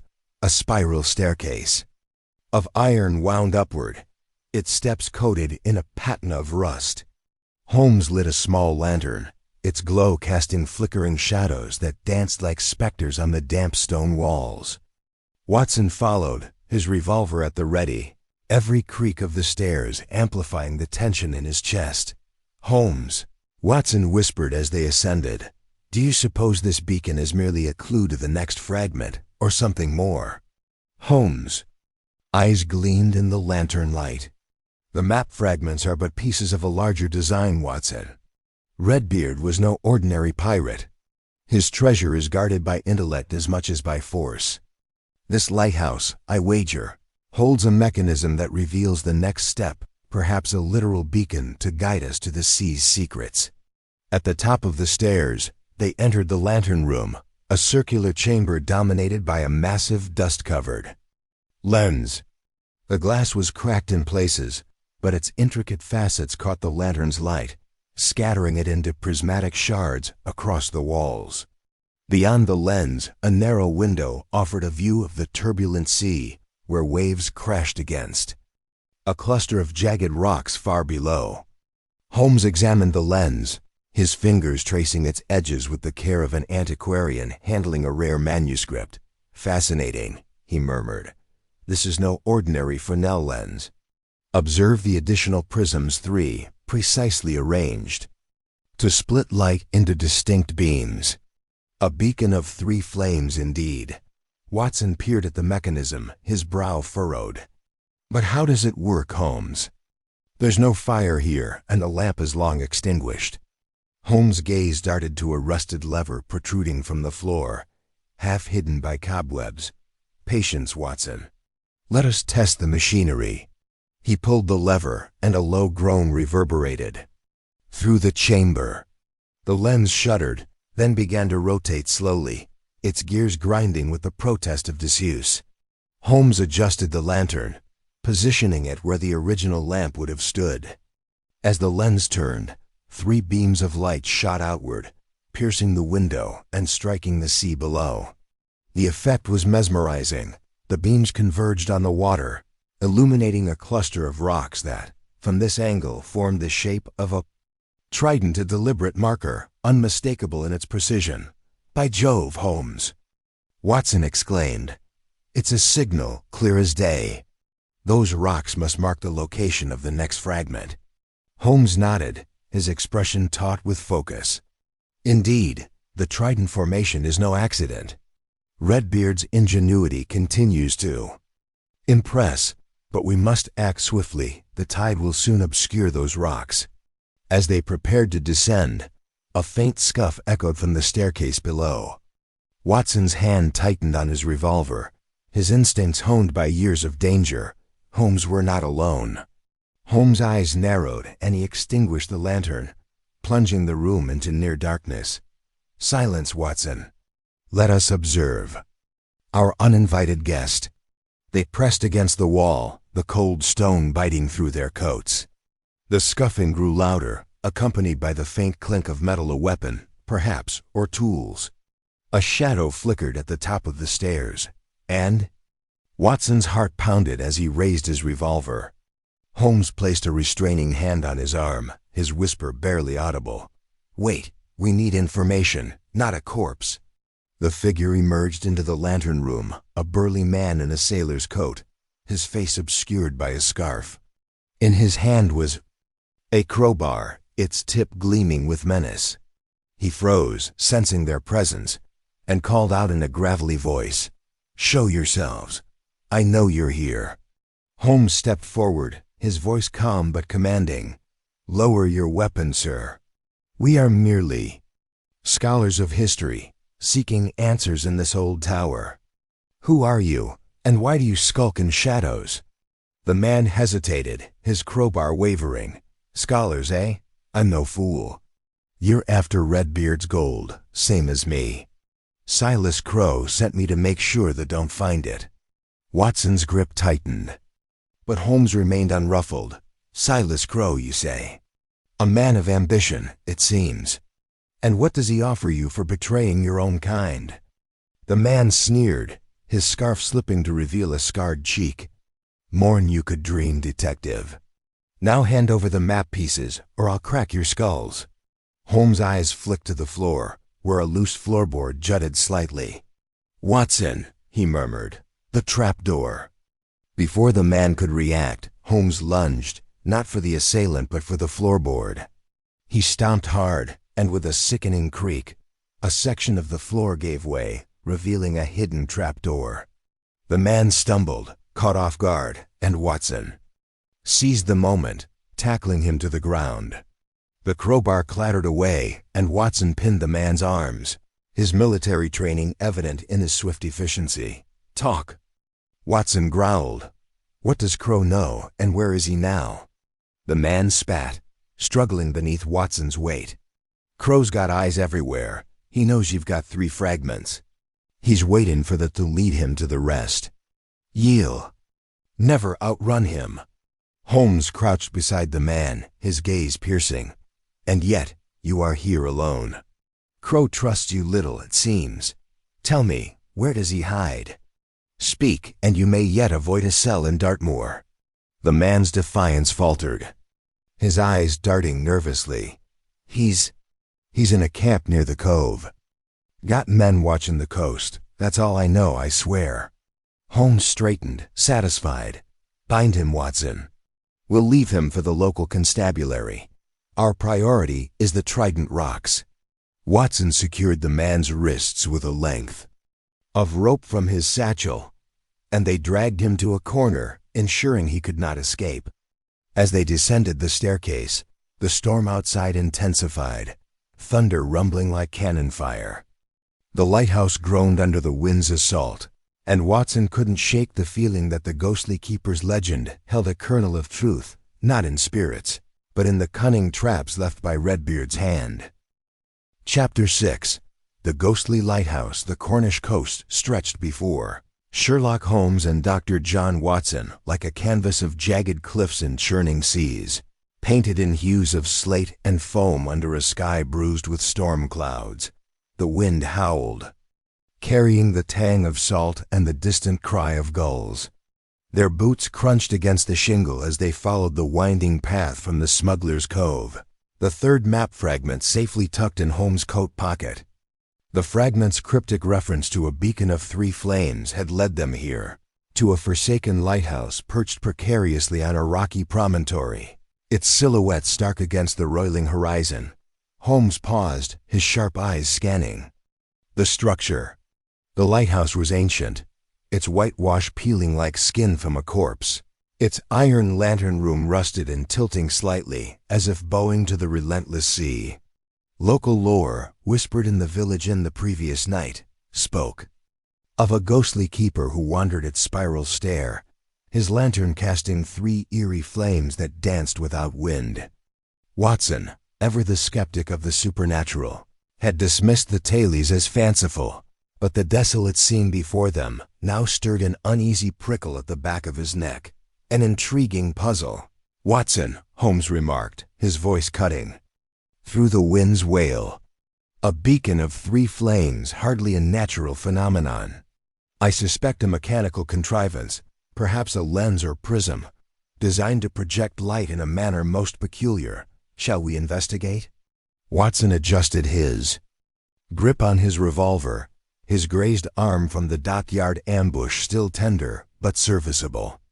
I'd rather face a machine than a ghost, Holmes. But this place has a devilish look about it. We'd best be cautious. Holmes' lips twitched in a faint smile. Caution, my dear Watson, is the companion of wisdom. Come, let us unravel this spectral riddle. The path to the lighthouse was treacherous, slick with seaweed, and littered with jagged stones. The sea roared below, sending sprays of icy water that stung their faces. As they approached, the door to the lighthouse loomed, its wood warped and splintered, secured by a rusted padlock. Holmes produced a small leather case from his pocket, extracting a set of lockpicks with the precision of a surgeon.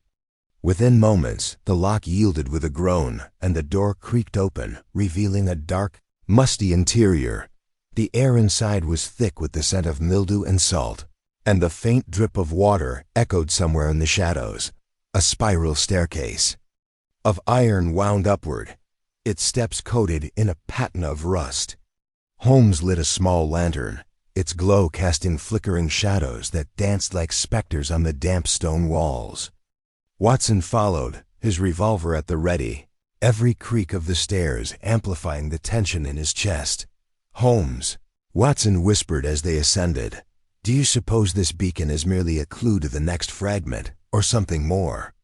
Holmes' eyes gleamed in the lantern light.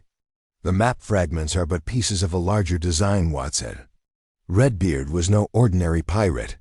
His treasure is guarded by intellect as much as by force. This lighthouse, I wager, holds a mechanism that reveals the next step, perhaps a literal beacon to guide us to the sea's secrets. At the top of the stairs, they entered the lantern room, a circular chamber dominated by a massive dust-covered lens. The glass was cracked in places, but its intricate facets caught the lantern's light, scattering it into prismatic shards across the walls. Beyond the lens, a narrow window offered a view of the turbulent sea, where waves crashed against a cluster of jagged rocks far below. Holmes examined the lens, his fingers tracing its edges with the care of an antiquarian handling a rare manuscript. "Fascinating," he murmured. "This is no ordinary Fresnel lens. Observe the additional prisms, 3, precisely arranged to split light into distinct beams. A beacon of 3 flames indeed." Watson peered at the mechanism, his brow furrowed. "But how does it work, Holmes? There's no fire here, and the lamp is long extinguished." Holmes' gaze darted to a rusted lever protruding from the floor, half hidden by cobwebs. "Patience, Watson. Let us test the machinery." He pulled the lever, and a low groan reverberated through the chamber. The lens shuddered, then began to rotate slowly, its gears grinding with the protest of disuse. Holmes adjusted the lantern, positioning it where the original lamp would have stood. As the lens turned, 3 beams of light shot outward, piercing the window and striking the sea below. The effect was mesmerizing. The beams converged on the water, illuminating a cluster of rocks that, from this angle, formed the shape of a trident, a deliberate marker, unmistakable in its precision. "By Jove, Holmes!" Watson exclaimed. "It's a signal, clear as day. Those rocks must mark the location of the next fragment." Holmes nodded, his expression taut with focus. "Indeed, the trident formation is no accident. Redbeard's ingenuity continues to impress, but we must act swiftly. The tide will soon obscure those rocks." As they prepared to descend, a faint scuff echoed from the staircase below. Watson's hand tightened on his revolver, his instincts honed by years of danger. Holmes were not alone. Holmes' eyes narrowed, and he extinguished the lantern, plunging the room into near darkness. "Silence, Watson. Let us observe our uninvited guest." They pressed against the wall, the cold stone biting through their coats. The scuffing grew louder, accompanied by the faint clink of metal, a weapon, perhaps, or tools. A shadow flickered at the top of the stairs, and Watson's heart pounded as he raised his revolver. Holmes placed a restraining hand on his arm, his whisper barely audible. "Wait, we need information, not a corpse." The figure emerged into the lantern room, a burly man in a sailor's coat, his face obscured by a scarf. In his hand was a crowbar, its tip gleaming with menace. He froze, sensing their presence, and called out in a gravelly voice, "Show yourselves. I know you're here." Holmes stepped forward, his voice calm but commanding. "Lower your weapon, sir. We are merely scholars of history, seeking answers in this old tower." "Who are you, and why do you skulk in shadows?" The man hesitated, his crowbar wavering. "Scholars, eh? I'm no fool. You're after Redbeard's gold, same as me. Silas Crow sent me to make sure they don't find it." Watson's grip tightened. But Holmes remained unruffled. "Silas Crow, you say? A man of ambition, it seems. And what does he offer you for betraying your own kind?" The man sneered, his scarf slipping to reveal a scarred cheek. "More'n you could dream, detective. Now hand over the map pieces, or I'll crack your skulls." Holmes' eyes flicked to the floor, where a loose floorboard jutted slightly. "Watson," he murmured, "the trapdoor." Before the man could react, Holmes lunged, not for the assailant but for the floorboard. He stomped hard, and with a sickening creak, a section of the floor gave way, revealing a hidden trapdoor. The man stumbled, caught off guard, and Watson seized the moment, tackling him to the ground. The crowbar clattered away, and Watson pinned the man's arms, his military training evident in his swift efficiency. "Talk." Watson growled. What does Crow know, and where is he now? The man spat, struggling beneath Watson's weight. Crow's got eyes everywhere. He knows you've got 3 fragments. He's waiting for that to lead him to the rest. Yield. Never outrun him. Holmes crouched beside the man, his gaze piercing.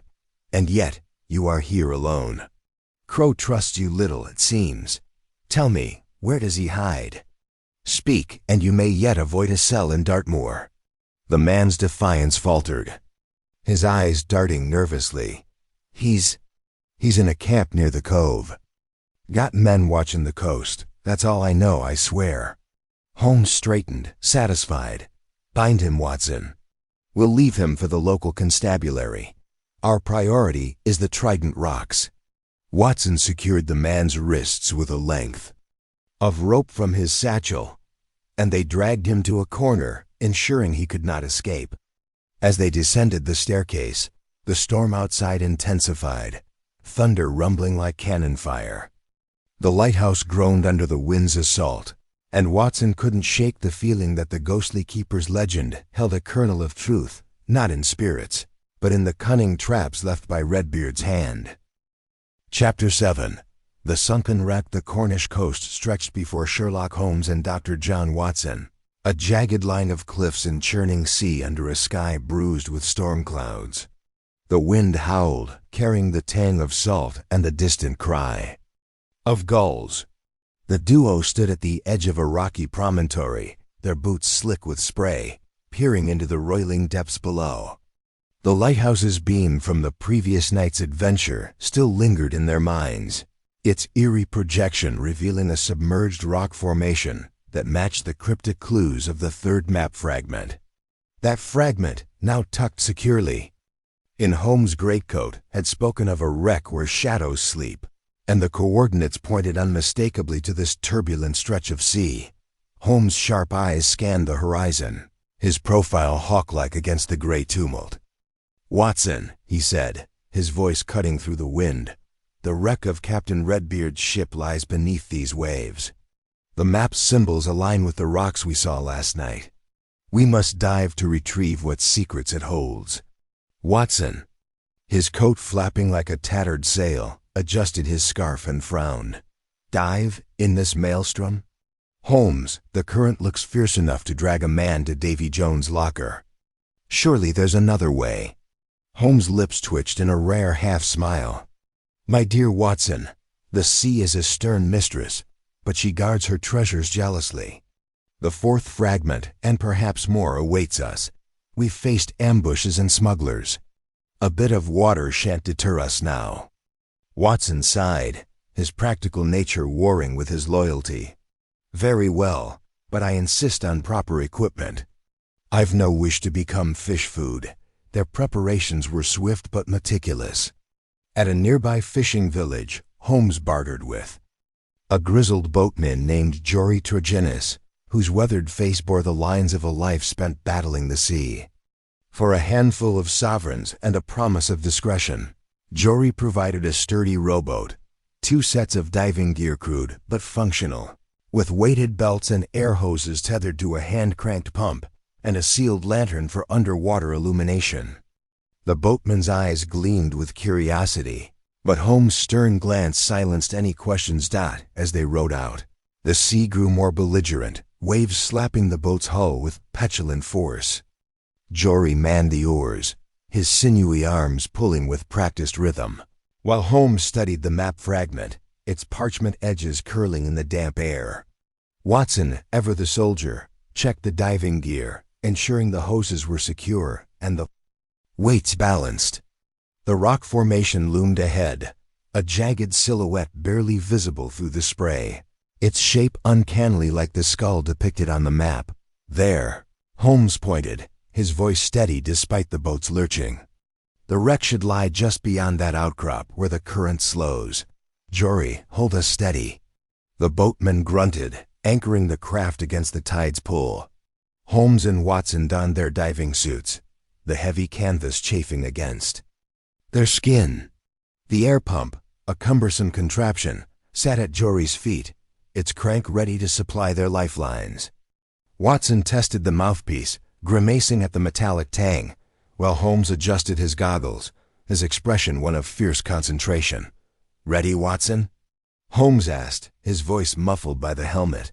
"As I'll ever be," Watson replied, gripping the sealed lantern.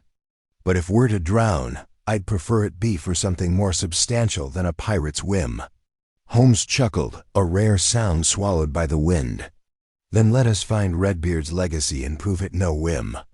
With that, they descended, the ropes tethering them to the boat, uncoiling like lifelines to the surface. The water enveloped them, cold as a grave, its pressure squeezing their chests. The lantern's feeble glow cut through the murky green, revealing a world of swaying kelp and darting fish. The current tugged at them, but Holmes, with his uncanny sense of direction, guided them toward the rock formation. Watson followed, his heart pounding, the air hoses only linked to life above. The seafloor sloped downward, revealing the skeletal remains of a ship, its timbers encrusted with coral and barnacles. The wreck of Redbeard's sea wraith lay before them, its hull split like a cracked walnut, its masts reduced to splintered stubs. The sight was both majestic and mournful, a relic of a bygone era of sail and sword. Holmes gestured toward a gaping hole in the deck where the captain's cabin might have been. They swam closer, the lantern casting eerie shadows across the decayed wood. Inside the cabin, the water was calmer, the current's roar muted. Holmes' gloved hands probed the debris, dislodging clouds of silt. Watson held the lantern aloft, its light catching glints of metal and bone. A rusted cutlass lay half buried in the sand, its hilt carved with a serpent's head, an emblem matching the map's design. Holmes nodded, his eyes gleaming through the goggles, and continued his search. After several tense minutes, Holmes' fingers brushed against a sealed metal case, its surface pitted but intact. He pried it free, revealing a rectangular box larger than a cigar case, secured with a rusted lock. Watson's pulse quickened. This could be the prize they sought. But as Holmes worked to open the case, a sudden jolt shook the wreck. The current, which had been a steady pull, surged violently, as if the sea itself had awakened. Watson grabbed Holmes' arm, pointing upward. Through the murk, a shadow moved, a dark shape, too large to be a fish, circling above the wreck. Holmes' eyes narrowed, and he signaled for silence, tucking the case under his arm. They retreated toward the hull's breach, but the shadow descended, revealing a diver clad in gear similar to their own. The figure wielded a harpoon, its tip glinting in the lantern's light. Watson's instincts kicked in. He shoved Holmes aside as the harpoon shot past, embedding itself in a timber. The attacker lunged, but the heavy diving suit slowed their movements. Holmes, quick despite the water's resistance, drew a small knife from his belt and slashed at the attackers. Air hose. A stream of bubbles erupted, and the diver flailed. Retreating into the gloom. The current surged again, stronger now, dragging at their weighted boots. Watson felt the air hose tug, and panic flared. Jory was their lifeline, but the boat above was at the mercy of the storm.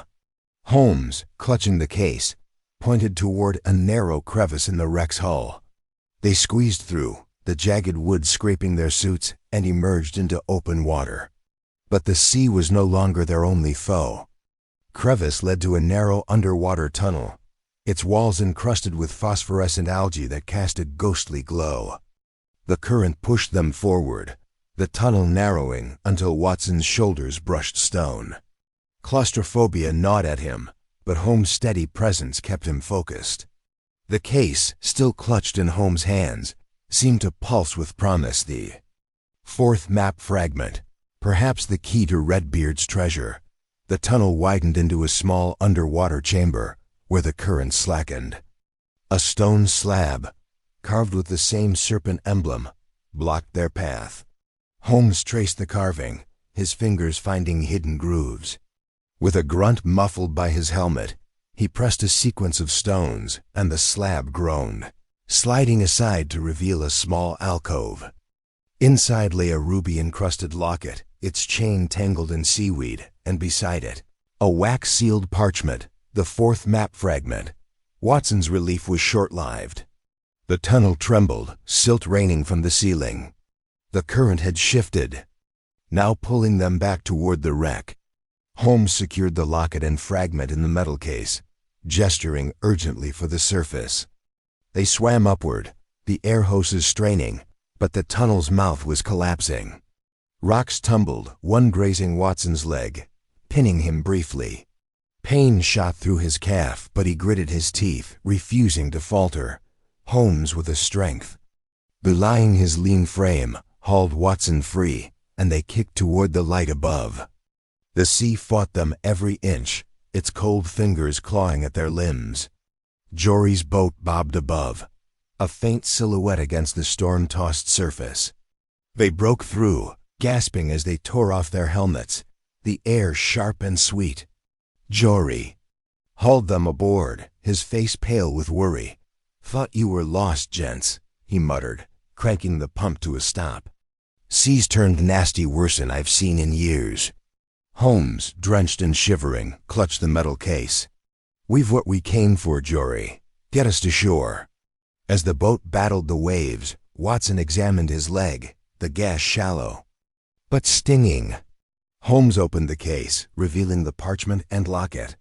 The fragment bore a new set of coordinates, pointing to a location deeper inland, and the locket, engraved with the initials ER, gleamed with an unsettling beauty. Watson's mind raced. Who was ER, and why was this locket hidden with the map? Holmes' eyes gleamed with that familiar spark of revelation. "This locket is no mere trinket, Watson. It ties Redbeard to someone of significance, perhaps a betrayer, perhaps a lover. And our attacker below." He trailed off, his gaze fixed on the horizon where a distant ship lingered, its sails barely visible through the storm. "Crow's men?" Watson asked, his hand resting on his revolver. "Undoubtedly," Holmes replied.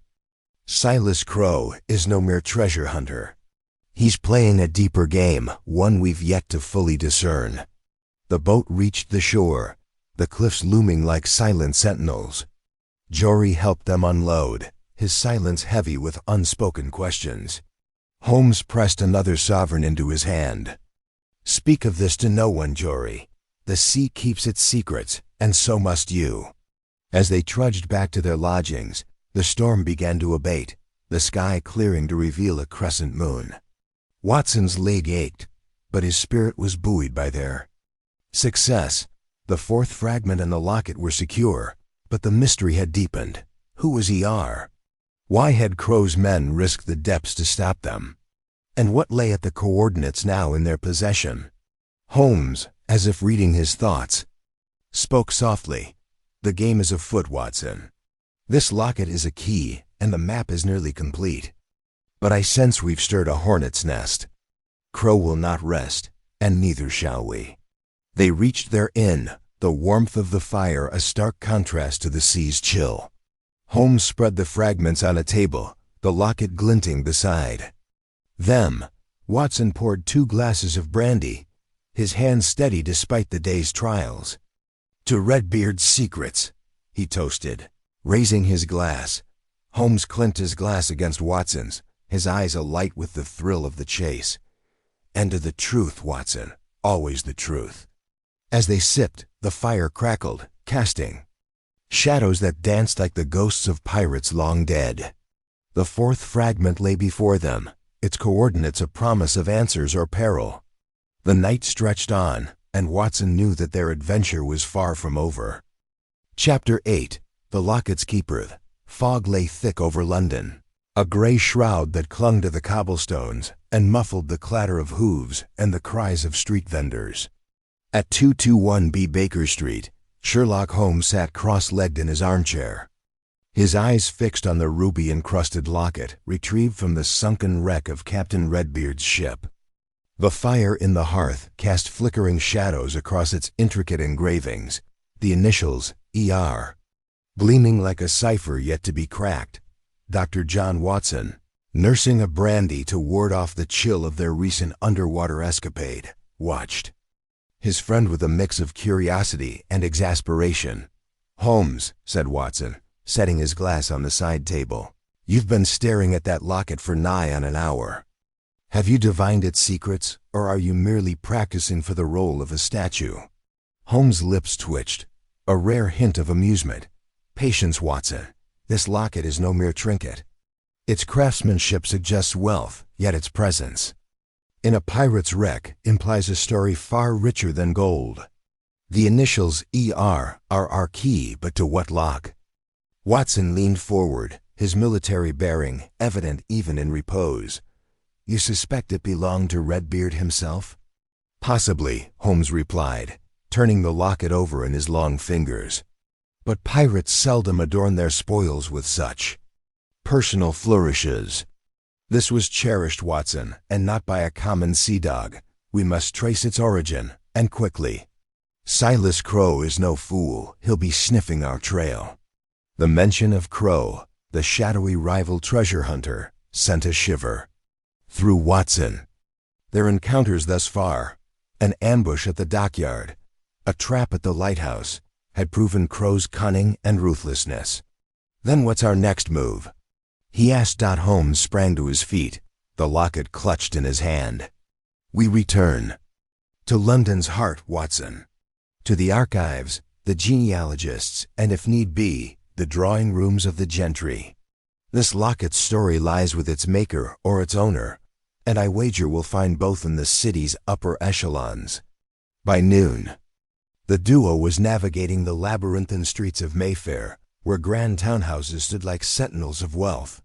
Holmes had deduced, through a series of inquiries at jewelers' shops along Bond Street, that the locket's design bore the hallmark of a long-defunct craftsman, one Ezekiel Rutherford, whose work was favored by the aristocracy a century prior.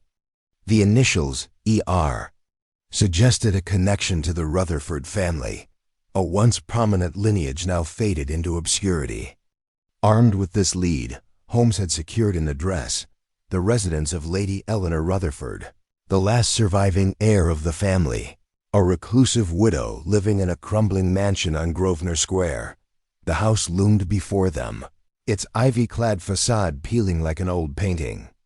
The windows were shuttered, and the air carried a faint scent of damp stone and neglect. Watson knocked, the sound echoing hollowly. After a long pause, the door creaked open, revealing a gaunt butler whose eyes darted nervously. "Sherlock Holmes." "And Dr. Watson to see Lady Rutherford," Holmes announced, his tone brooking no refusal. The butler hesitated, then led them through a dim hall adorned with faded portraits, their subjects staring down with haughty disdain. The air was heavy, with the must of old books and unlit candles.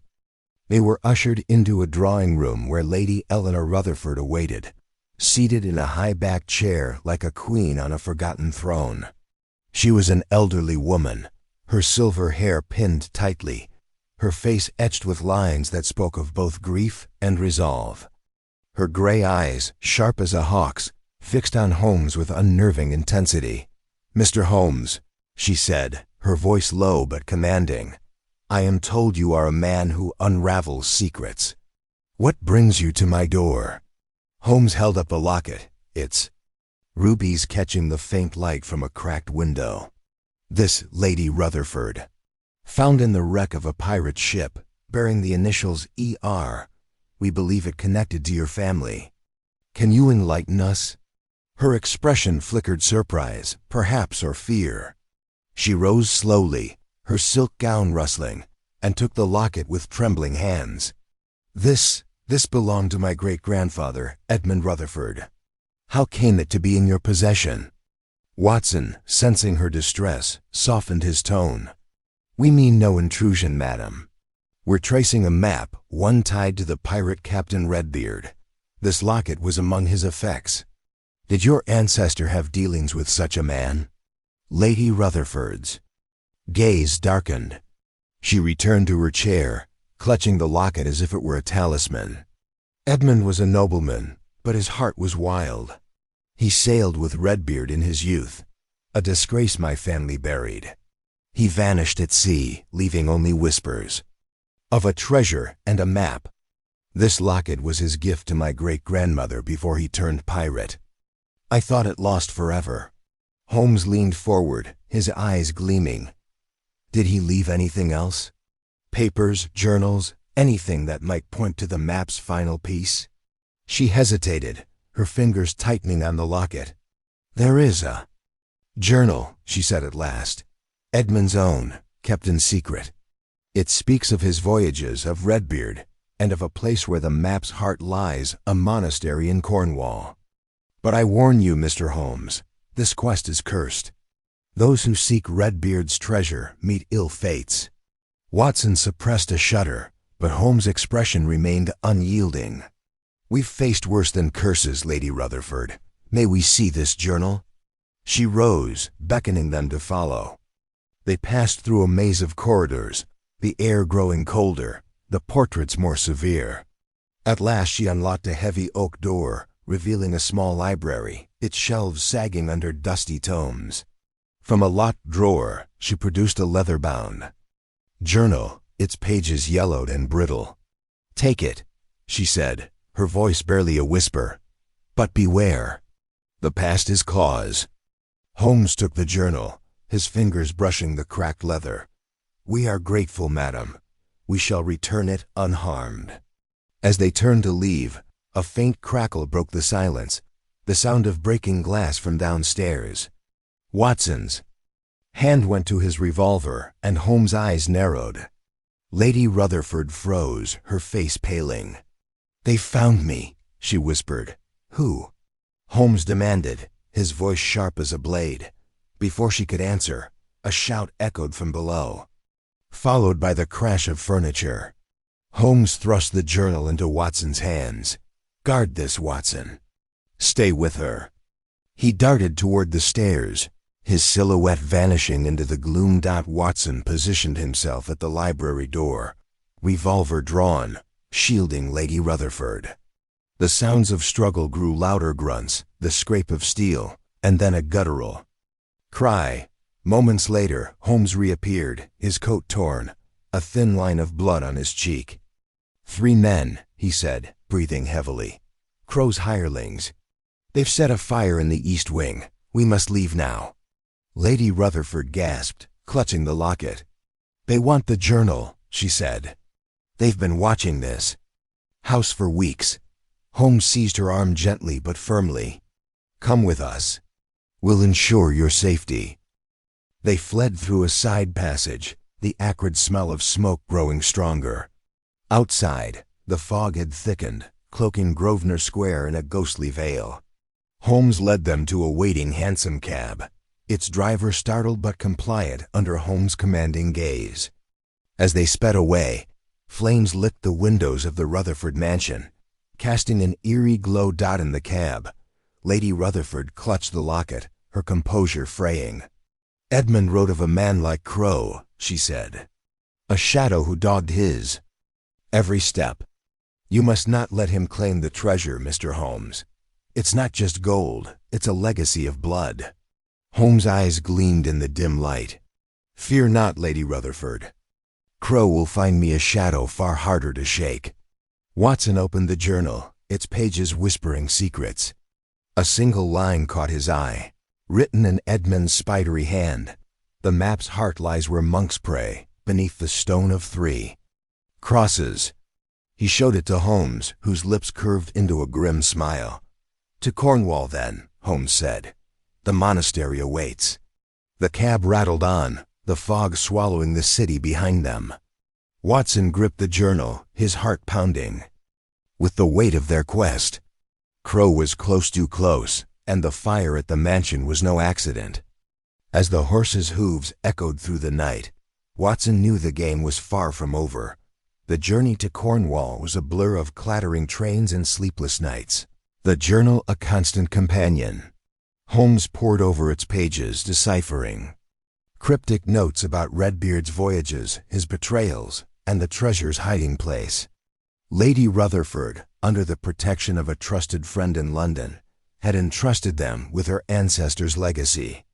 Watson, though weary, felt a spark of excitement at the prospect of the monastery, its riddles, and the final piece of the map. They arrived in Cornwall at dawn, the air sharp with salt and the promise of answers. The monastery, a crumbling edifice, perched on a windswept hill, loomed before them.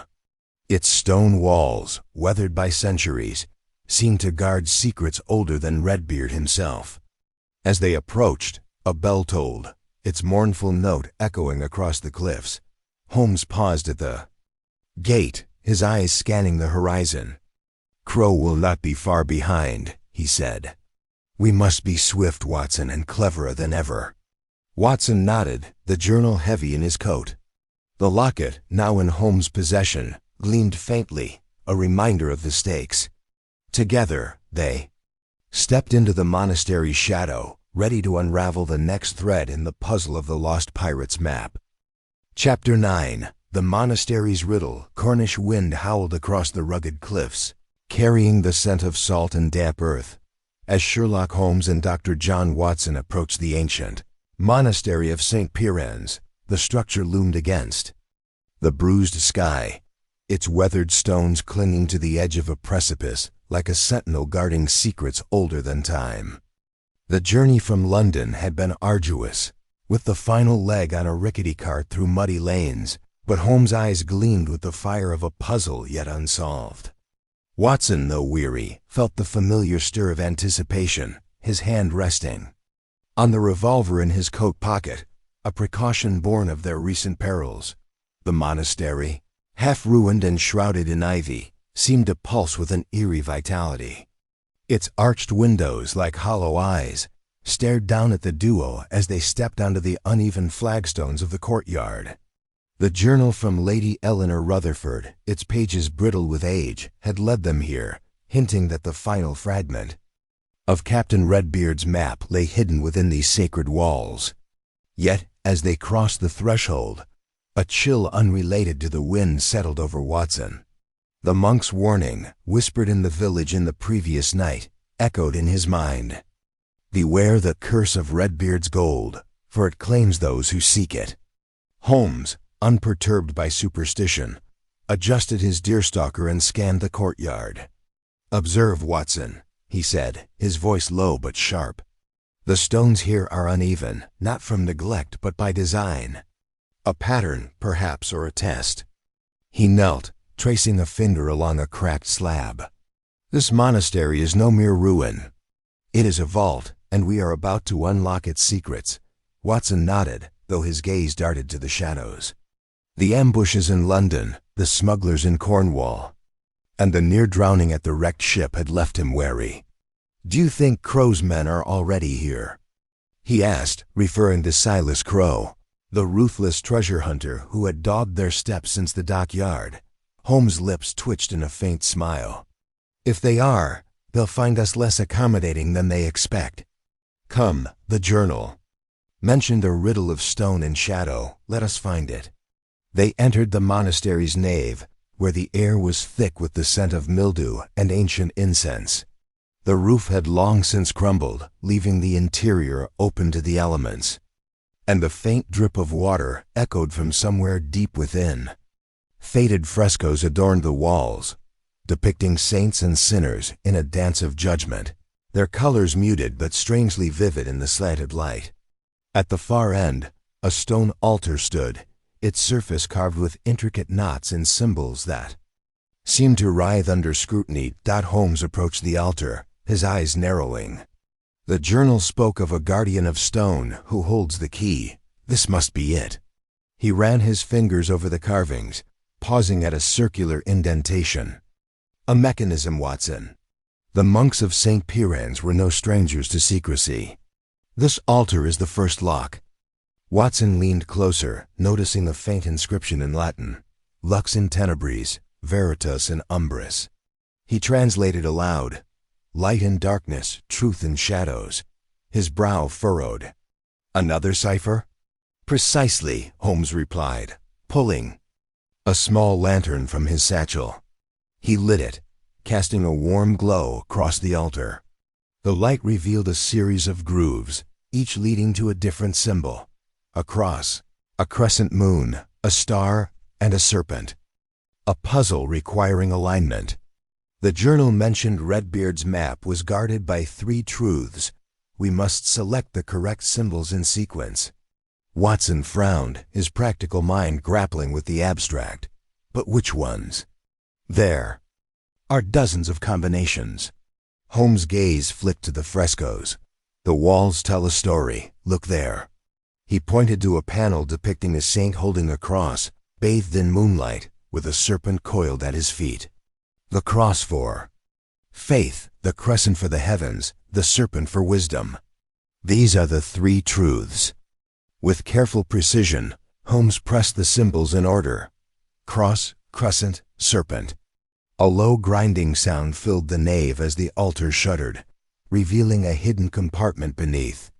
Inside lay a small iron box, its surface etched with the same constellation symbols they had found on the second map fragment.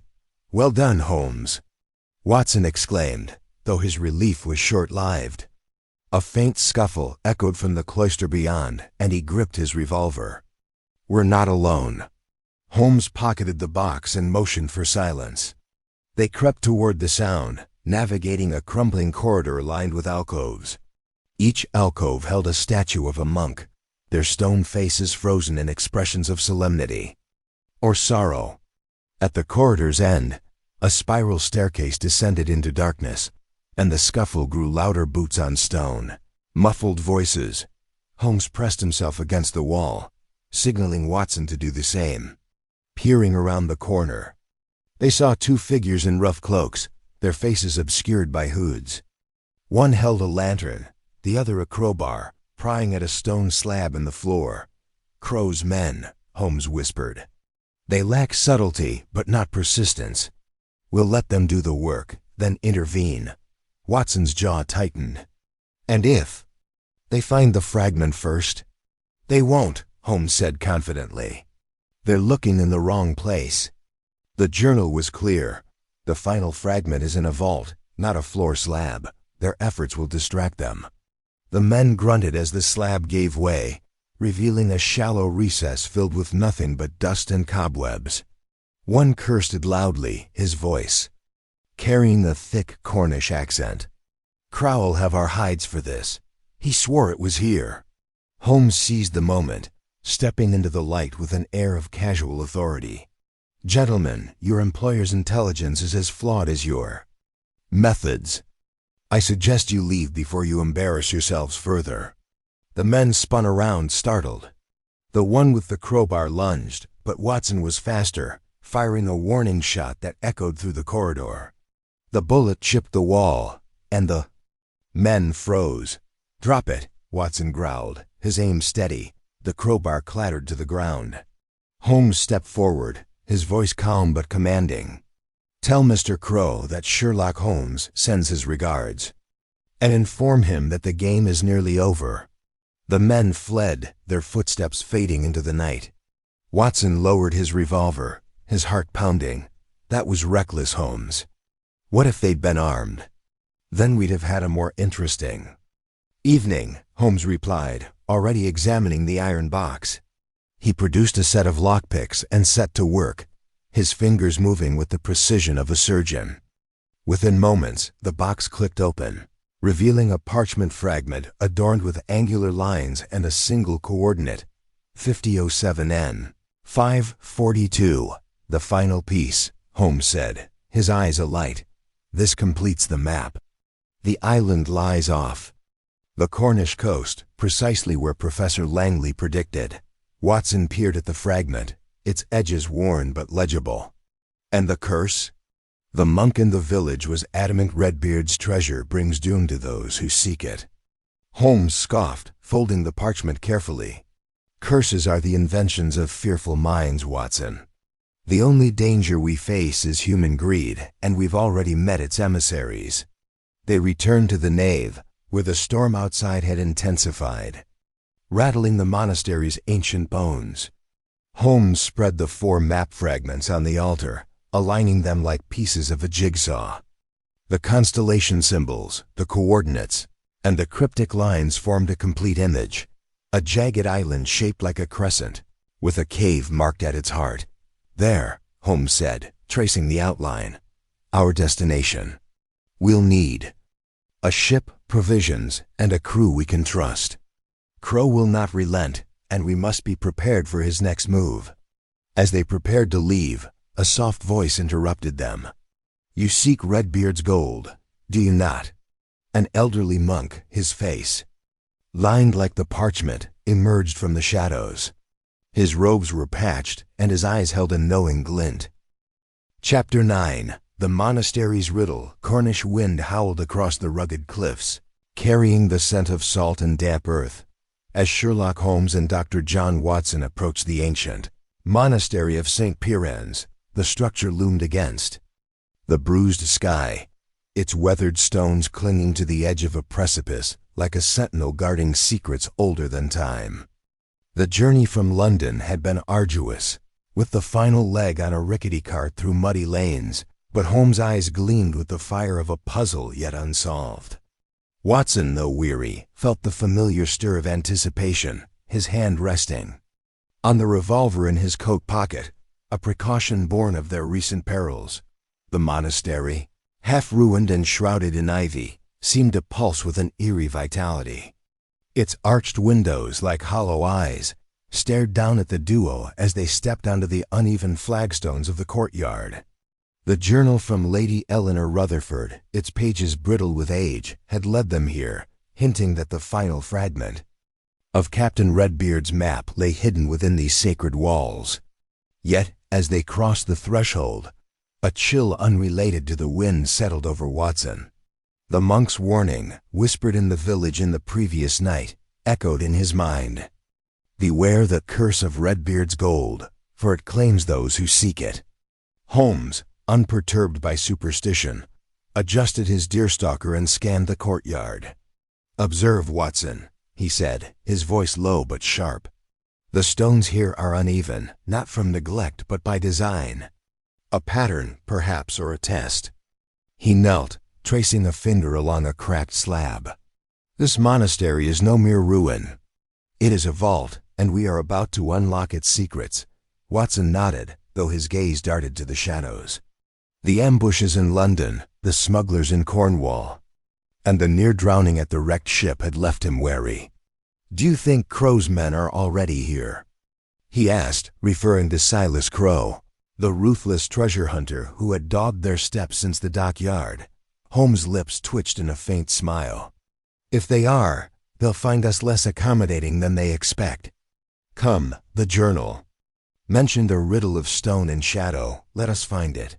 They entered the monastery's nave, where the air was thick with the scent of mildew and ancient incense. The roof had long since crumbled, leaving the interior open to the elements, and the faint drip of water echoed from somewhere deep within. Faded frescoes adorned the walls, depicting saints and sinners in a dance of judgment, their colors muted but strangely vivid in the slanted light. At the far end, a stone altar stood, its surface carved with intricate knots and symbols that seemed to writhe under scrutiny. Holmes approached the altar, his eyes narrowing. The journal spoke of a guardian of stone who holds the key. This must be it. He ran his fingers over the carvings, pausing at a circular indentation. A mechanism, Watson. The monks of St. Piran's were no strangers to secrecy. This altar is the first lock. Watson leaned closer, noticing the faint inscription in Latin, Lux in tenebris, veritas in umbris. He translated aloud, light in darkness, truth in shadows. His brow furrowed. Another cipher? Precisely, Holmes replied, pulling a small lantern from his satchel. He lit it, casting a warm glow across the altar. The light revealed a series of grooves, each leading to a different symbol. A cross, a crescent moon, a star, and a serpent. A puzzle requiring alignment. The journal mentioned Redbeard's map was guarded by 3 truths.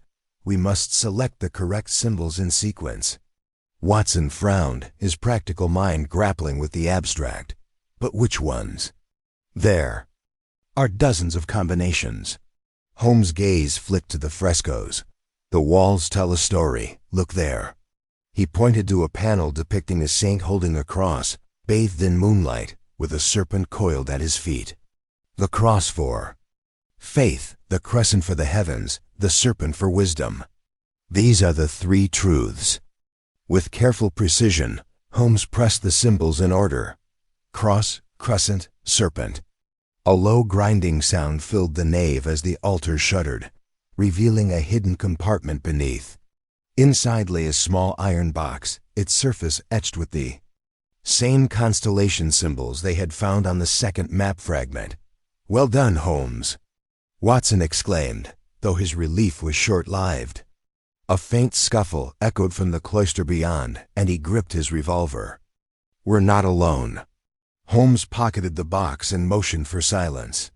They crept toward the sound, navigating a crumbling corridor lined with alcoves.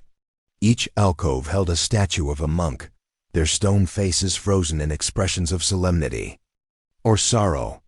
At the corridor's end, a spiral staircase descended into darkness, and the scuffle grew louder. Boots on stone, muffled voices.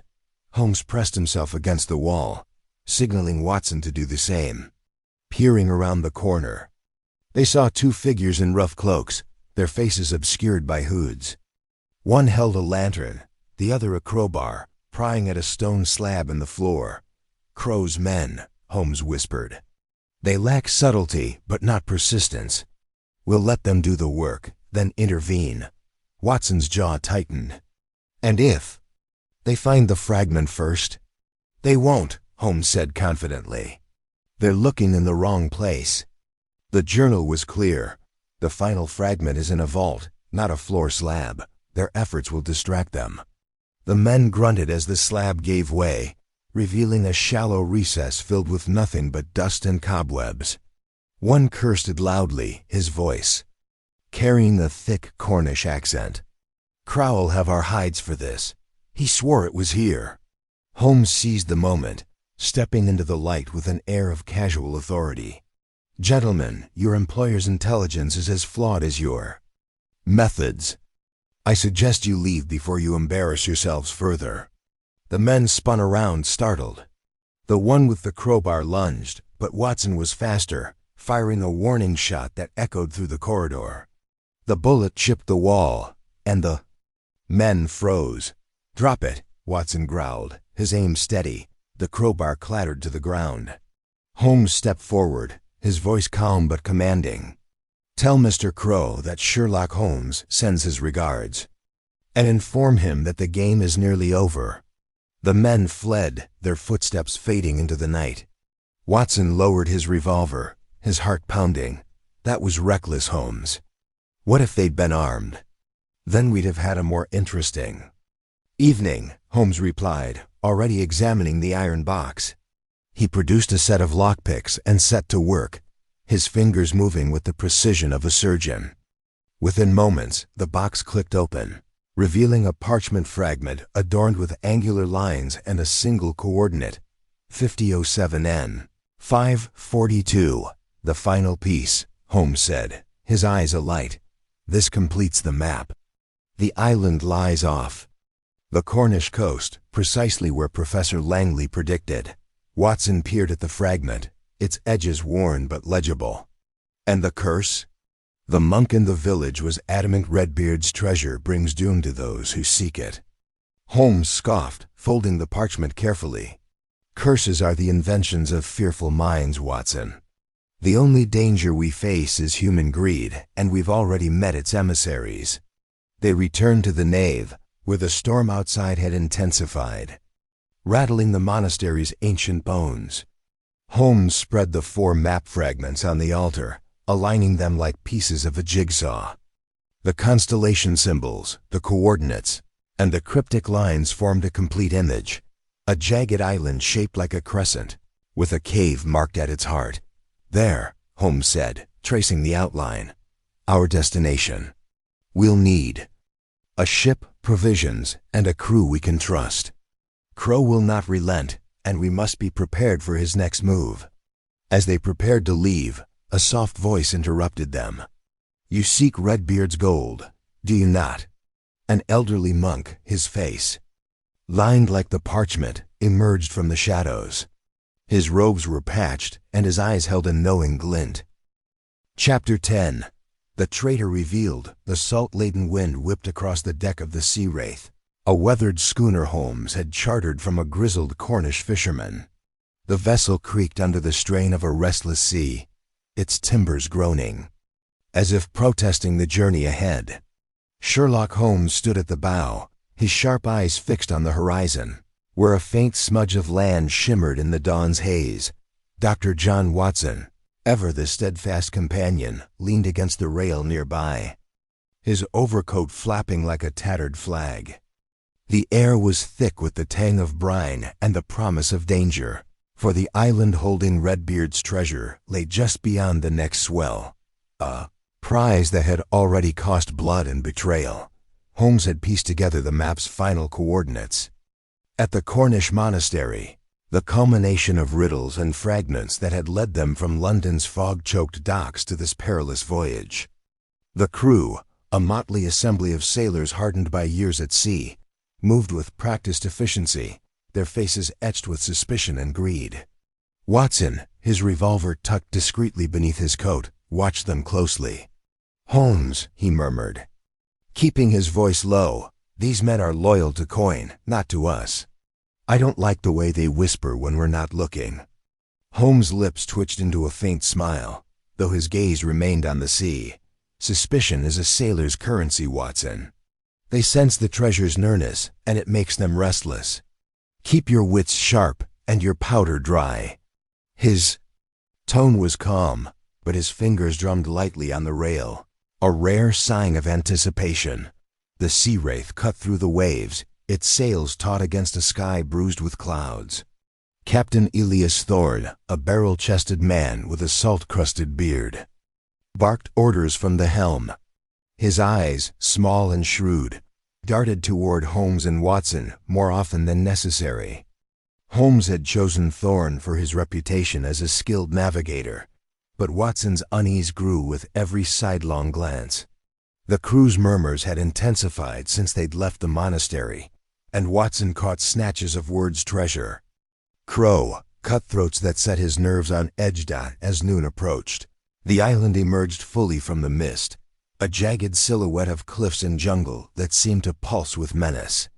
Holmes produced the completed map, its parchment edges worn but its inked lines vivid under the sunlight. "There," he said, pointing to a crescent-shaped cove on the map. "Redbeard's landing point. The cave system lies beyond, if the key monk's warning holds true." He folded the map with care, his expression unreadable. "We anchor by dusk, Watson. Be ready." The day passed in a blur of activity. Sails adjusted, ropes coiled, and the crew's chatter growing sharper, like a blade being whetted. Watson, unable to shake his misgivings, approached Holmes as the sun dipped low, painting the sea in hues of fire. "Holmes, something's amiss. Thorne's been too quiet, and I saw him slip below deck with that wiry mate Jenkins. They were carrying a crate, and it wasn't provisions." Holmes' eyes narrowed, glinting like steel. "Perceptive, Watson. I've noticed Thorne's logbook entries don't align with our course. He's been steering us slightly off toward shallower waters. Curious, isn't it?" He paused, then added, "Stay close tonight. If treachery is afoot, it will show itself before we reach the island." Night fell, and the Sea Wraith rocked gently at anchor, a quarter-mile from the cove. The crew gathered on deck, their faces lit by the flickering glow of lanterns. Thorne stood among them, his voice booming as he addressed the men. "We're near the prize, lads. Redbeard's gold lies within reach, but the island's no place for the faint-hearted. Who's with me to claim it?" A cheer rose, but Watson noted the forced enthusiasm in some voices. Holmes, standing apart, observed the scene with the detachment of a scientist studying a specimen. Then, without warning, the deck lurched violently. Watson stumbled, catching himself on a rope, as shouts erupted. The ship was moving fast toward the shadowed cliffs of the island. "Holmes!" Watson cried, drawing his revolver. "The anchor's been cut." Holmes was already in motion, his lean frame darting toward the helm. Thorne stood there, a smirk twisting his lips, a cutlass in hand. Jenkins and two other crewmen flanked him, their own blades gleaming. "Sorry, Mr. Holmes," Thorne growled. "This ship's mine, and so's the treasure. You and your friend can swim to shore or not." Watson leveled his revolver, his heart pounding. "You've been bought, haven't you? By Silas Crowe?" Thorne's smirk faltered, but he recovered quickly. "Crowe pays better than you. Said you'd lead us to the treasure, then we'd cut you loose. Now drop that gun, Doctor, or we'll gut you here." Holmes' voice cut through the tension, calm and precise. "A poor bargain, Captain. Crowe's promises are as hollow as his morals. Did he mention the traps Redbeard left behind? Or the curse the monk spoke of?" He stepped forward, his eyes locking onto Thorne's. "You'll need my mind to navigate the island, or you'll find nothing but death." The crew hesitated, their blades wavering. Watson seized the moment, his voice steady despite the odds. "Listen to him, men. Crowe's using you. He'll take the treasure and leave you bleeding in the jungle. Stand with us, and we'll see." This threw together. A murmur rippled through the crew. Jenkins, his face pale, lowered his cutlass. "He's right, Cap'n. Crowe's a snake. I heard him talk of double-crossing us once we've got the gold." Thorne's eyes blazed with fury. "Traitors!" he roared, lunging at Holmes. But Holmes was faster, sidestepping with the grace of a fencer and seizing Thorne's wrist. A twist, a cry, and the cutlass clattered to the deck. Watson fired a warning shot into the air, freezing the other crewmen in place. "Enough!" Holmes snapped, his voice like a whip. "You've a choice, gentlemen. Follow Thorne to ruin, or sail with us to the island. The treasure's real, but only I can decipher its final secrets. Decide now." The crew, swayed by Holmes' command and Watson's resolve, turned on Thorne. Jenkins and another sailor bound him with ropes, while the others shouted their allegiance. "We're with you, Mr. Holmes," called a burly deckhand named Malone. "Get us to that gold." Holmes nodded, his expression unyielding. "Very well. Watson, take the helm. Steer us to the cove carefully. The reefs here are treacherous." He turned to the crew. "Raise the sails and keep Thorne below deck. We've a treasure to claim, and no time for further betrayal." Watson gripped the wheel, his pulse still racing as the Sea Wraith glided toward the cove. The island loomed closer, its cliffs jagged against the starlit sky. Holmes stood beside him, the map in hand, his face illuminated by the lantern's glow. "Crowe's reach is long," he murmured. "He anticipated our every move, but he underestimated you, Watson. Your loyalty turned the tide." Watson managed a grim smile. "I'd rather face a jungle full of traps than a mutinous crew." "What's next, Holmes?" Holmes' eyes gleamed with purpose. "The island, Watson. Its trials await, and Crowe is surely there, watching. We've outwitted his pawn, but the game is far from over." He pointed to the cove, now visible in the moonlight, its waters glinting like a siren's promise. "Steady now. The real battle begins on that shore." The Sea Wraith anchored safely, and the crew prepared a longboat to reach the island. Holmes and Watson descended first, the map fragments tucked securely in Holmes' coat. The crew, now loyal or at least cowed, followed, their lanterns casting eerie shadows on the waves. As they rowed toward the cove, Watson gripped his revolver, his eyes scanning the cliffs for any sign of Crowe's men. The island was silent, save for the distant cry of a seabird and the rhythmic crash of waves. They landed on a pebbled beach, the jungle's edge looming like a wall of shadow. Holmes knelt, examining the sand. "Footprints," he said softly. "Recent, and not ours. Crowe's been here, or his agents have." He rose, his silhouette stark against the moonlit sea. "Stay close, Watson. Redbeard's treasure is near, but so is danger. The chapter closed with the group stepping into the jungle, the map's promise burning in Holmes' mind. Watson, his revolver ready, felt the weight of the adventure settle over him, a mix of fear, resolve, and the unshakable trust in the man beside him. The island's secrets awaited, and with them, the final reckoning with Silas Crowe. Chapter 11. The island's trials. The island rose from the sea like a jagged tooth, its cliffs shrouded in mist and crowned with gnarled trees that clawed at the sky. The schooner Sea Sparrow rocked gently at anchor, its crew silent as Sherlock. Holmes and I, Dr. John Watson, prepared to disembark. The air was heavy with the scent of salt and damp earth, and a low hum of unseen insects pulsed through the jungle ahead. We had followed the trail of Captain Redbeard's fragmented map across London's fog-choked docks, Cornwall's windswept coves, and now to this uncharted speck off the Cornish coast. The map, pieced together from 5 hard-won fragments, had led us here, its cryptic symbols promising treasure but warning of peril.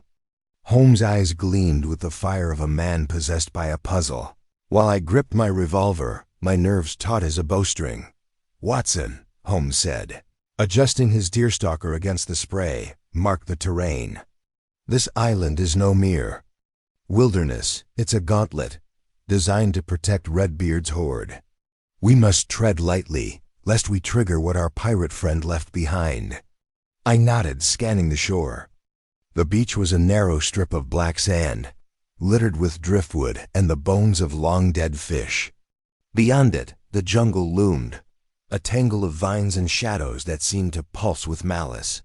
The map's final clue, etched in fading ink, spoke of a skull's gaze and a path of thorns.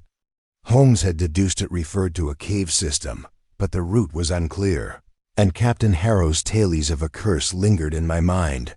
We stepped onto the beach, our boots sinking into the sand. The crew, loyal after Holmes' outwitting of their traitorous captain, remained aboard, ready to signal if trouble approached. Holmes carried a knapsack with the map fragments, a compass, and a lantern, while I bore a medical kit and extra ammunition. The weight of my revolver was a small comfort against the unknown. The jungle swallowed us as we pushed inland. The air grew thick, humid, and alive with the chatter of unseen creatures. Vines snagged at our clothes, and thorns drew blood from my hands as I hacked a path with a machete borrowed from the ship. Holmes moved with uncanny precision, his eyes darting from tree to stone, reading signs invisible to me. "Observe, Watson," he said, pausing at a gnarled root. "This tree has been deliberately scarred, a crude arrow carved decades ago.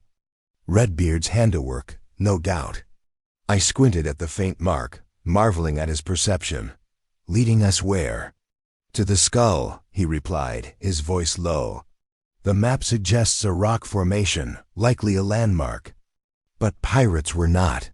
Fools, they guarded their secrets with more than misdirection." His words proved prophetic. Barely 100 yards further, the ground gave way beneath my feet. I lunged back, heart pounding, as a pit yawned open, its bottom bristling with sharpened stakes. Holmes seized my arm, pulling me to safety. "A trap," he said, peering into the pit. "Bamboo, sharpened and coated with sap likely poisonous." Redbeard was thorough. I wiped sweat from my brow, my pulse racing. "How many more of these?" "As many as it takes to deter the unworthy," Holmes said, a faint smile tugging at his lips. "Stay close, and step only where I step." We pressed on, the jungle growing denser. The path narrowed, forcing us to crawl through a tunnel of thorns that tore at our clothes and skin. Holmes, undeterred, examined each snag, noting their deliberate placement. "This is no natural growth," he muttered. "The vines are woven, like a net, we're being funneled." "To where?" I asked, wincing as a thorn grazed my cheek. "To a choice," he said cryptically, his eyes fixed on a clearing ahead. The clearing was a stark contrast to the jungles. Chaos, a circular expanse of bare earth, ringed by stones carved with the same crescent moon and trident symbols from the map. At its center stood a slab of granite, weathered but intact, inscribed with a riddle in spidery script. 3 paths lie before the seeker, one of fire, one of stone, one of shadow. Choose wisely or join the lost. 3 trails branched from the clearing, each marked by a different symbol, a flame, a boulder, and a cloaked figure. Holmes knelt by the slab, his fingers tracing the words. "A classic misdirection," he said. "Pirates loved theatrics, but the answer lies in the map's cipher. The constellation symbols, Orion, the hunter, point to shadow. Fire and stone are decoys." I glanced at the paths, each vanishing into the jungle's gloom. "You're certain?" "As certain as I am that you're doubting me," he said, his tone dry. "Come, Watson, the shadow path awaits." The shadow path was a narrow defile, its walls of jagged rock blotting out the sun. The air grew cooler, and an eerie silence replaced the jungle's din. My boots crunched on loose shale, and I kept my revolver ready, sensing danger in the stillness. Holmes moved like a wraith, pausing to examine faint scratches on the rock more of Redbeard's markers. He said, guiding us deeper. "After what?" Felt like hours, the defile opened into a ravine. And there it was, the Skull's Gaze. A massive rock formation loomed overhead, its weathered surface resembling a grinning skull, its hollow eyes staring toward a cave mouth below. The cave was framed by vines, and a faint breeze carried the scent of damp stone and something older, more primal. "Redbeard's sanctum," Holmes said, his voice a mix of triumph and caution. "But the trials are not over. Stay vigilant." We lit the lantern, its flame casting flickering shadows as we entered the cave. The air was cold, the walls slick with moisture. Stalactites hung like jagged teeth, and the floor sloped downward, drawing us deeper. Holmes traced the map's symbols on the walls, confirming we were on the right path. But as we rounded a bend, a low rumble shook the ground, and a boulder rolled from a hidden recess, blocking our retreat. "Another trap," I said, my voice echoing. "Can we move it?" Holmes examined the boulder, his face grim. "Not without tools we don't have. Forward is our only option." The cave narrowed, forcing us to squeeze through a crevice. On the other side, we found a chamber lit by shafts of sunlight piercing the ceiling. At its center was a stone pedestal, carved with a map-like grid and a single lever. The grid matched the map's coastline, and Holmes' eyes lit up. Lock," he said. "The lever activates it, but the wrong move could be fatal." He studied the grid, cross-referencing it with the map fragments. I watched, marveling at his focus, when a faint click echoed behind us. I spun, revolver raised, to see a dart embedded in the wall, inches from my head. "Holmes," I shouted, as another dart whizzed past. "Stay down." He barked, pulling me behind the pedestal. The darts came from hidden slots in the walls, triggered by our presence. Holmes scanned the chamber, his mind racing. "The grid," he said. "It's not just a lock, it's a sequence. Step on the wrong tile, and the darts keep firing." He traced the map's symbols, muttering calculations. "The trident marks the safe path. Follow me precisely." We moved across the chamber, stepping only on tiles marked with the trident symbol. The darts ceased, and I exhaled, my heart pounding. At the pedestal, Holmes pulled the lever, and a hidden door ground opened in the far wall, revealing a tunnel. "Well done, Watson," he said, clapping my shoulder. "You're proving quite the adventurer." The tunnel descended steeply, its walls etched with scenes of ships and sea monsters. The air grew heavy, and a faint glow flickered ahead. We emerged into a vast cavern, its ceiling lost in darkness, its floor a mosaic of colored stones forming. A giant compass rose. At its center stood a chest, bound in iron and carved with Redbeard's crescent moon. "The treasure," I whispered, my voice swallowed by the cavern's immense. Why-God Holmes approached the chest, his lantern casting long shadows. Perhaps, he said, his tone cautious. But Redbeard was no fool. This is too exposed. He knelt, examining the chest, and froze. Watson, step back. Now I obeyed, just as the floor beneath the chest clicked. A low groan echoed, and the compass rose began to rotate, revealing a spiral staircase descending into darkness. Holmes grabbed my arm, pulling me onto the stairs as the cavern floor shifted, threatening to swallow us. We stumbled downward, the lantern swinging wildly, until we reached a lower chamber. This chamber was smaller, its walls lined with alcoves containing skeletal remains. Redbeard's crew, perhaps, or those who'd sought his treasure and failed. At its center was another chest, identical to the one above, but its lock was intact, and a faint hum emanated from within. Holmes circled the chest, his eyes narrowing. "This is the true prize," he said. The upper chest was a decoy, rigged to trap the greedy. But this lock requires a key we don't have. I scanned the alcoves, noticing the glint of metal in one. "Holmes, look." I retrieved a rusted key, its handle shaped like a trident. Could this be it? He took the key, his fingers steady despite the tension. Possibly, but we've one final trial. He inserted the key, and the lock clicked. The chest opened, revealing a velvet-lined interior, but it was empty save for a single parchment, a note in Redbeard's hand. "The treasure lies not in gold, but in the journey's end. Seek the skull's heart." Holmes frowned, reading the note. The skull's heart. Another riddle. The map mentioned a final chamber, deeper still.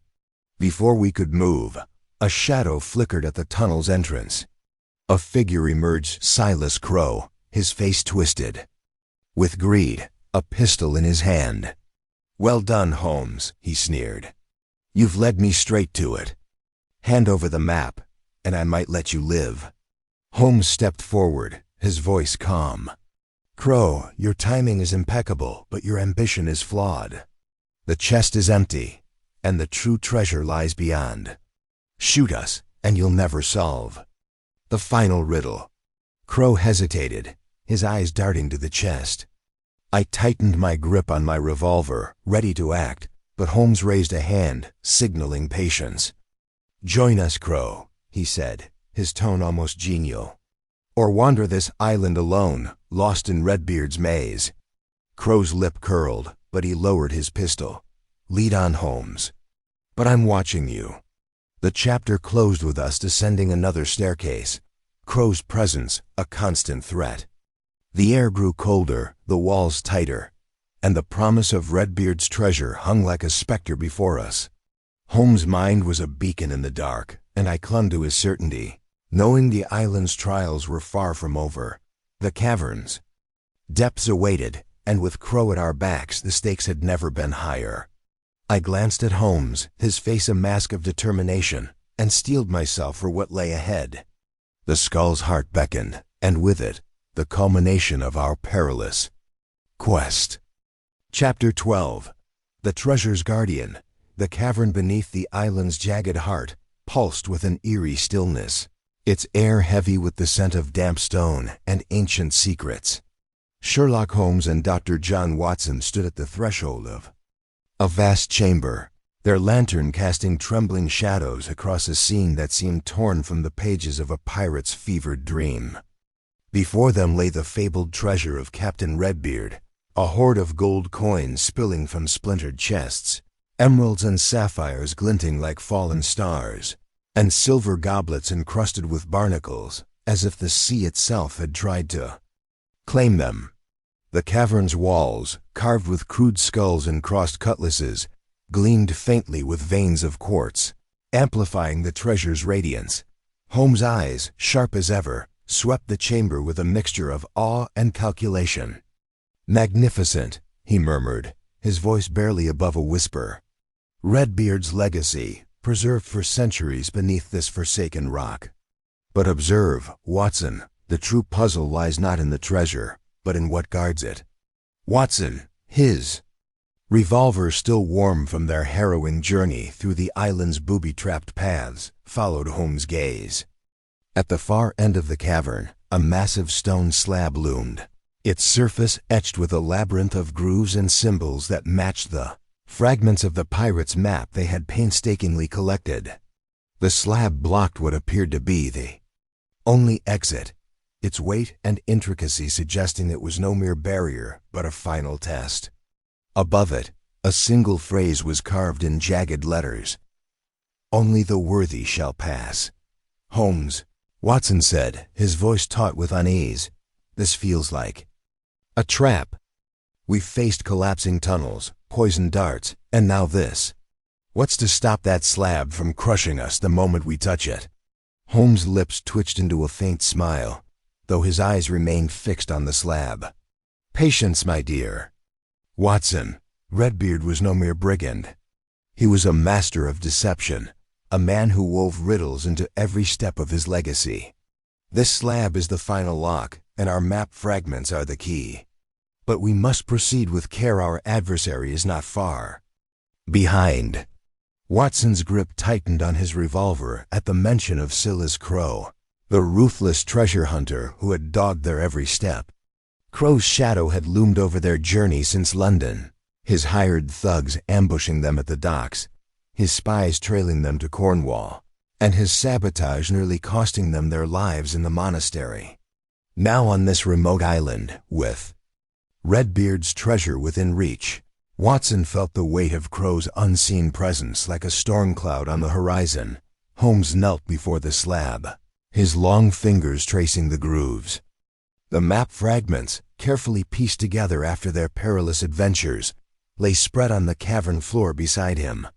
Each fragment bore a portion of the same symbols now etched into the stone constellations, runes and cryptic lines that formed the celestial chart. Holmes' mind, a machine of relentless precision, churned through the possibilities, his eyes darting between the fragments and the slab. "The symbols align," he said, his voice steady but laced with excitement. "The map fragments must be placed within these grooves, forming a complete pattern. But the sequence matters place them incorrectly, and we may trigger a mechanism designed to protect the treasure. Redbeard would not have made this easy." Watson glanced nervously at the cavern's entrance, a narrow tunnel they had barely survived. The memory of the collapsing path, where his quick reflexes had pulled Holmes from a plummeting boulder, still sent a shiver through him. "And if Crow's men are still out there? We're trapped in here, Holmes, with a fortune at our backs and a stone wall in front." Holmes did not look up, his focus unbroken. "Crow is a vulture, circling, but not yet striking. He wants the treasure as much as we do, but he lacks the map's final piece. We hold the advantage for now. Help me with these fragments, Watson. Time is our enemy as much as he is." Watson set his revolver on a nearby rock, its barrel glinting in the lantern's light, and joined Holmes at the slab. The fragments, 5 in total, were brittle with age, their edges worn from centuries of handling. Each bore a unique pattern. The first, from Captain Harrow, depicted a coastline with a ciphered border. The second, from the London dockyard, showed a star chart. The third, stolen from the Smuggler's Cove, marked a lighthouse. The fourth, from Redbeard's wrecked ship, held a ruby locket's clue. And the fifth, from the Cornish monastery, completed the island's coordinates. Together, they formed a map that had led them here, to this subterranean vault. Holmes arranged the fragments in a tentative sequence, aligning their symbols with the slab's grooves. "The constellations are the key," he said, pointing to a series of star-like markings. Orion, Cassiopeia, and the Southern Cross. Redbeard used celestial navigation, but the order must reflect his final voyage. The logbook mentioned a journey from London to the Azores, then south to this island. We must recreate that path. Watson, though no stranger to Holmes' brilliance, felt a pang of frustration at the complexity. How do you know which fragment goes where? They all look like pieces of the same puzzle.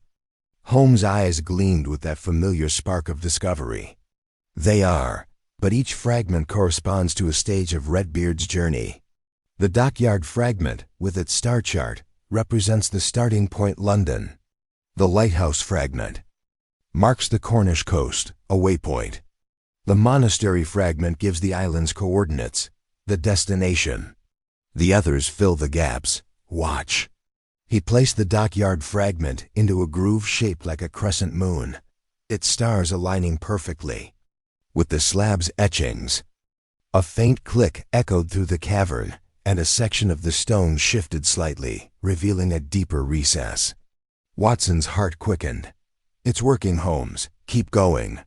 Holmes worked methodically, slotting the lighthouse fragment into a groove marked with a flame-like rune, followed by the monastery fragment in a circular indentation. Each placement elicited a soft grinding of stone, as if the slab were awakening from centuries of slumber. But when he placed the fourth fragment from the wrecked ship into a groove shaped like a wave, nothing happened. Holmes frowned, his fingers hovering over the stone. "A misstep," he muttered. The ship fragment should align with the locket's clue, ER, Eleanor Rutherford's ancestor, but the groove is wrong. There's a secondary mechanism, a failsafe. Watson scanned the cavern, his soldier's instincts on edge. The treasure's glow seemed to mock their efforts, its riches tantalizingly close, yet guarded by Redbeard's cunning. Could it be a trick? Maybe the slab requires something else, a key, a lever? Holmes' eyes narrowed, his mind racing. He retrieved the ruby-encrusted locket from his pocket, its surface engraved with the initials ER and a faint spiral pattern. "The locket," he said softly. "It's not just a clue, it's part of the mechanism. Look at the spiral, it matches a marking on the slab." He pressed the locket into a small circular indentation at the slab's center, twisting it like a key. A low rumble filled the cavern, and the slab shuddered, its grooves glowing faintly with an otherworldly light. The final fragment, Captain Harrow's original piece, slid into place with a satisfying click, completing the celestial chart. The slab began to rise, dust cascading from its edges, revealing a narrow passage beyond. Watson exhaled, relief flooding him. "You've done it, Holmes. The treasure is ours." But before Holmes could respond, a sharp laugh cut through the air, chilling Watson to the bone. From the tunnel behind them emerged Silas Crowe, his lean frame silhouetted against the lantern's glow. His eyes, cold and predatory, gleamed with triumph, and in his hand was a pistol, its barrel trained on Holmes. Behind him stood two of his men, their faces scarred and grim, each wielding a cutlass that caught the treasure's light. "Well done, Mr. Holmes," Crowe said, his voice smooth as oil but laced with menace. "You've saved me the trouble of solving Redbeard's little riddle. I've been watching, you see, every step, every clue. The docks, the lighthouse, the monastery. You've been my guide, and now I'll claim what's mine." Watson reached for his revolver, but Crowe's pistol snapped toward him. "Don't, Doctor. I'd hate to spoil this moment with bloodshed. The treasure is more than enough for me, though I'll take the locket too. It's worth a fortune on its own." Holmes, unfazed, stepped forward, his hands raised but his posture relaxed. "You're a clever man, Crowe, but not clever enough. You've followed us, yes, but you've missed the most important detail.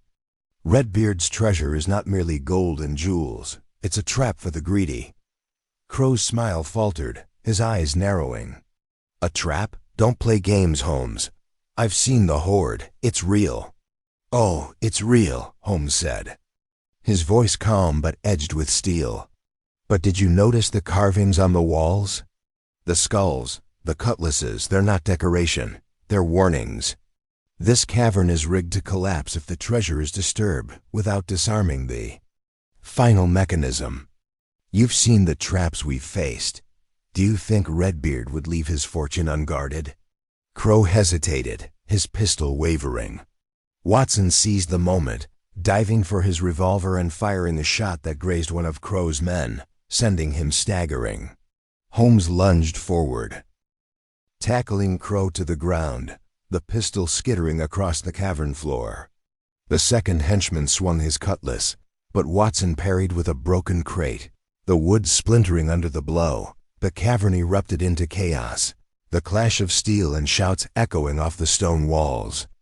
Holmes wrestled with Crow, his agility outmatching the treasure hunter's brute strength. "Watson, the locket!" Holmes shouted, pinning Crow's arm. "Turn it counterclockwise." Watson, fending off the henchman, grabbed the locket from the slab and twisted it as instructed. A deafening groan filled the cavern, and the glowing grooves dimmed, the slabs settling back into place.